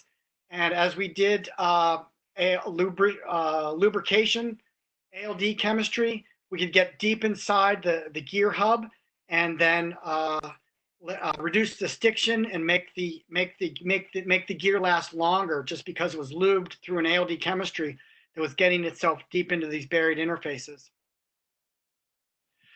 Last, in terms of structure, is this nanostructured templating, where we took ALD processes with this phase imprint nano patterning, where we took a polymer and we created an interference pattern inside it to make this pattern, this nanostructure inside the polymer. We rinsed out all the monomer and we had this polymer structure left, and then was able to take this polymer and then do low temperature ALD deposition and coat this structure and then burn out the polymer inside and then be able to metallize it. And so we were able to not only utilize the low temperature ALD of polymers, but we used its conformally coating aspect. And this structure was able to take, we were able to take this structure up to 300 degrees C for platinum ALD, whereas the original phase implant polymer wouldn't have been stable only up into 110 degrees. So there's a way of actually templating polymer with ALD in order to make nanostructures. Okay. Slide 102. These are the semiconductor applications, and so please be on slide 102. This is very, very important, very interesting. And so as they try to make structures smaller and smaller in the semiconductor industry, they, in order to make CMOS and memory, you normally rely on the wavelength of light. And so when they have these photo tools, they're at 193 nanometers, and the feature sizes you can make is only 38 nanometers. And if you use this extreme ultraviolet, you can get down to 18 nanometers. But there's this process called pitch doubling that uses atomic layer deposition. So I'll walk through that. You put down your photomask in step 1, and then you ALD coat it with an oxide at low temperatures in step 2. And then I etch that oxide back in step 3. And then what I do is I dissolve out that polymer. And so I've actually doubled the pitches that I see after I do this pitch doubling process. And so I've actually not needed to change the wavelength of light. I've just changed the surface character by doing ALD and then polishing it back and then etching out the photomask. And then I've got these sticks that stick up in step 4, and then I can apply an etch chemistry and I can start to etch down through the hard mask. And I can make these, I can make structures that way. Now I can do another round of this pitch doubling, and I call it pitch quad, and I can get down to structures that are about 10 nanometers in diameter and in size. And that's really that's the state of the art that's going on right now, is this pitch quad process that directly uses an ALD, low temperature ALD process to make that happen. Slide 103 is dynamic RAM. And so we build these cells of dynamic RAM. The main memory cell is just shown in the picture on the right-hand side, upper right. Basically what it is, it's just a transistor and a storage capacitor. And what I want to do is make this footprint smaller and smaller. But in order to make the footprint smaller and smaller, I have to find a way to accommodate the storage capacitor. So I won't talk about too much on this slide, but they use ALD in this process, where they use a high K atomic layer deposition process so they can get the capacitance up. And on slide 104, we have the dynamic RAM. You can see looking down on it, where it's just this array of honeycombed cells. And then I put the capacitor physically inside those cells, and I do a coating of a tinitride as an electrode in ALD. And I use zirconium oxide as the cell material. And so I'm using ALD through these really high aspect ratio structures to get the electrode down the column of the cell, and down the capacitor, as well as the zirconium oxide. And then there's a side view on slide 104 of the capacitors. You can see they sort of stand up on end, whereas the transistors are in an array in 2 dimensions on the bottom. Slide 105 is another great area. It's the atomic layer deposition of chalcogenide materials for phase change memories. That's this germanium, antimony, tellurium, or GST. I have the triangle phase diagram on slide 105. And what happens is that this material, if I give it a quick, it can go from crystalline to amorphous. And when it's crystalline, it conducts electricity. And then when it's amorphous, it has resistance and impedes the flow of electricity. So I use this as a 1 or a 0, a set bit or a reset bit. And GST 225 is the most common material used for these chalcogenized, but I can dope it with other materials like oxygen, selenium, and silver, carbon. And so your DVDs that you put in your DVD player is this GST material that are doped with silver, because you want that sort of reflectivity, because your laser beam's going through it, whether it goes through it or whether it's reflective or transparent. So on slide 106, this is the ALD of the chalcogenide material. You use these alkyl silyl compounds of tellurium, antimony, and germanium, and you run these super cycles. And so this is a way to make a 3-component material where you run germanium telluride for 4 or 5 cycles, and then antimony telluride for 4 or 5 cycles, and back to germanium telluride. So you can actually control the stoichiometry by the number of binary cycles within a supercycle. And what's interesting about these chalcogenized materials is there's no driving force for a particular stoichiometry. So you can move the stoichiometry around to whatever you want. And I will not elaborate on the exact chemistry, but there on slide 106 is the antimony telluride ALD and the germanium telluride ALD AB cycles, half reactions. And then I run these super cycles of, like I said, germanium telluride or antimony telluride.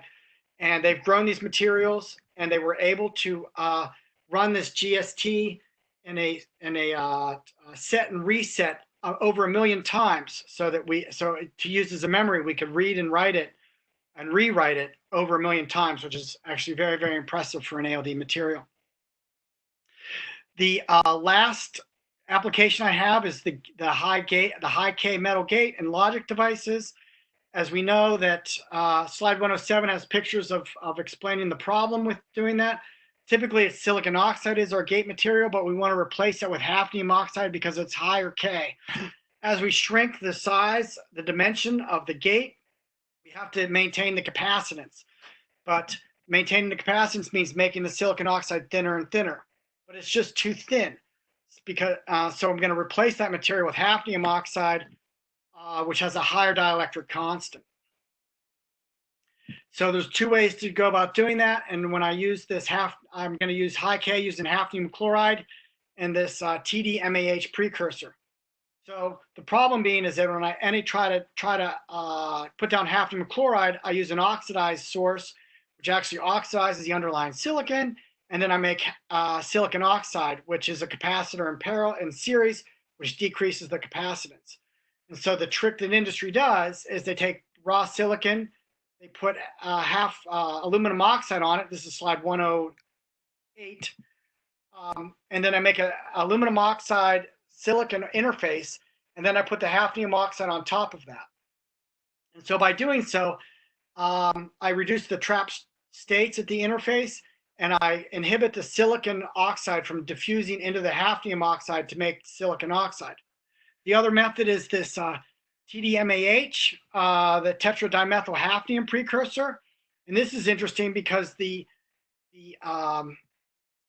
nitrogen on the hafnium precursor actually forms the amine on the precursor forms a silicon nitrogen interface at the silicon interface, and then creates an SiN silicon nitride monolayer, and then that inhibits the silicon oxide from diffusing up into the hafnium oxide to make additional silicon oxide.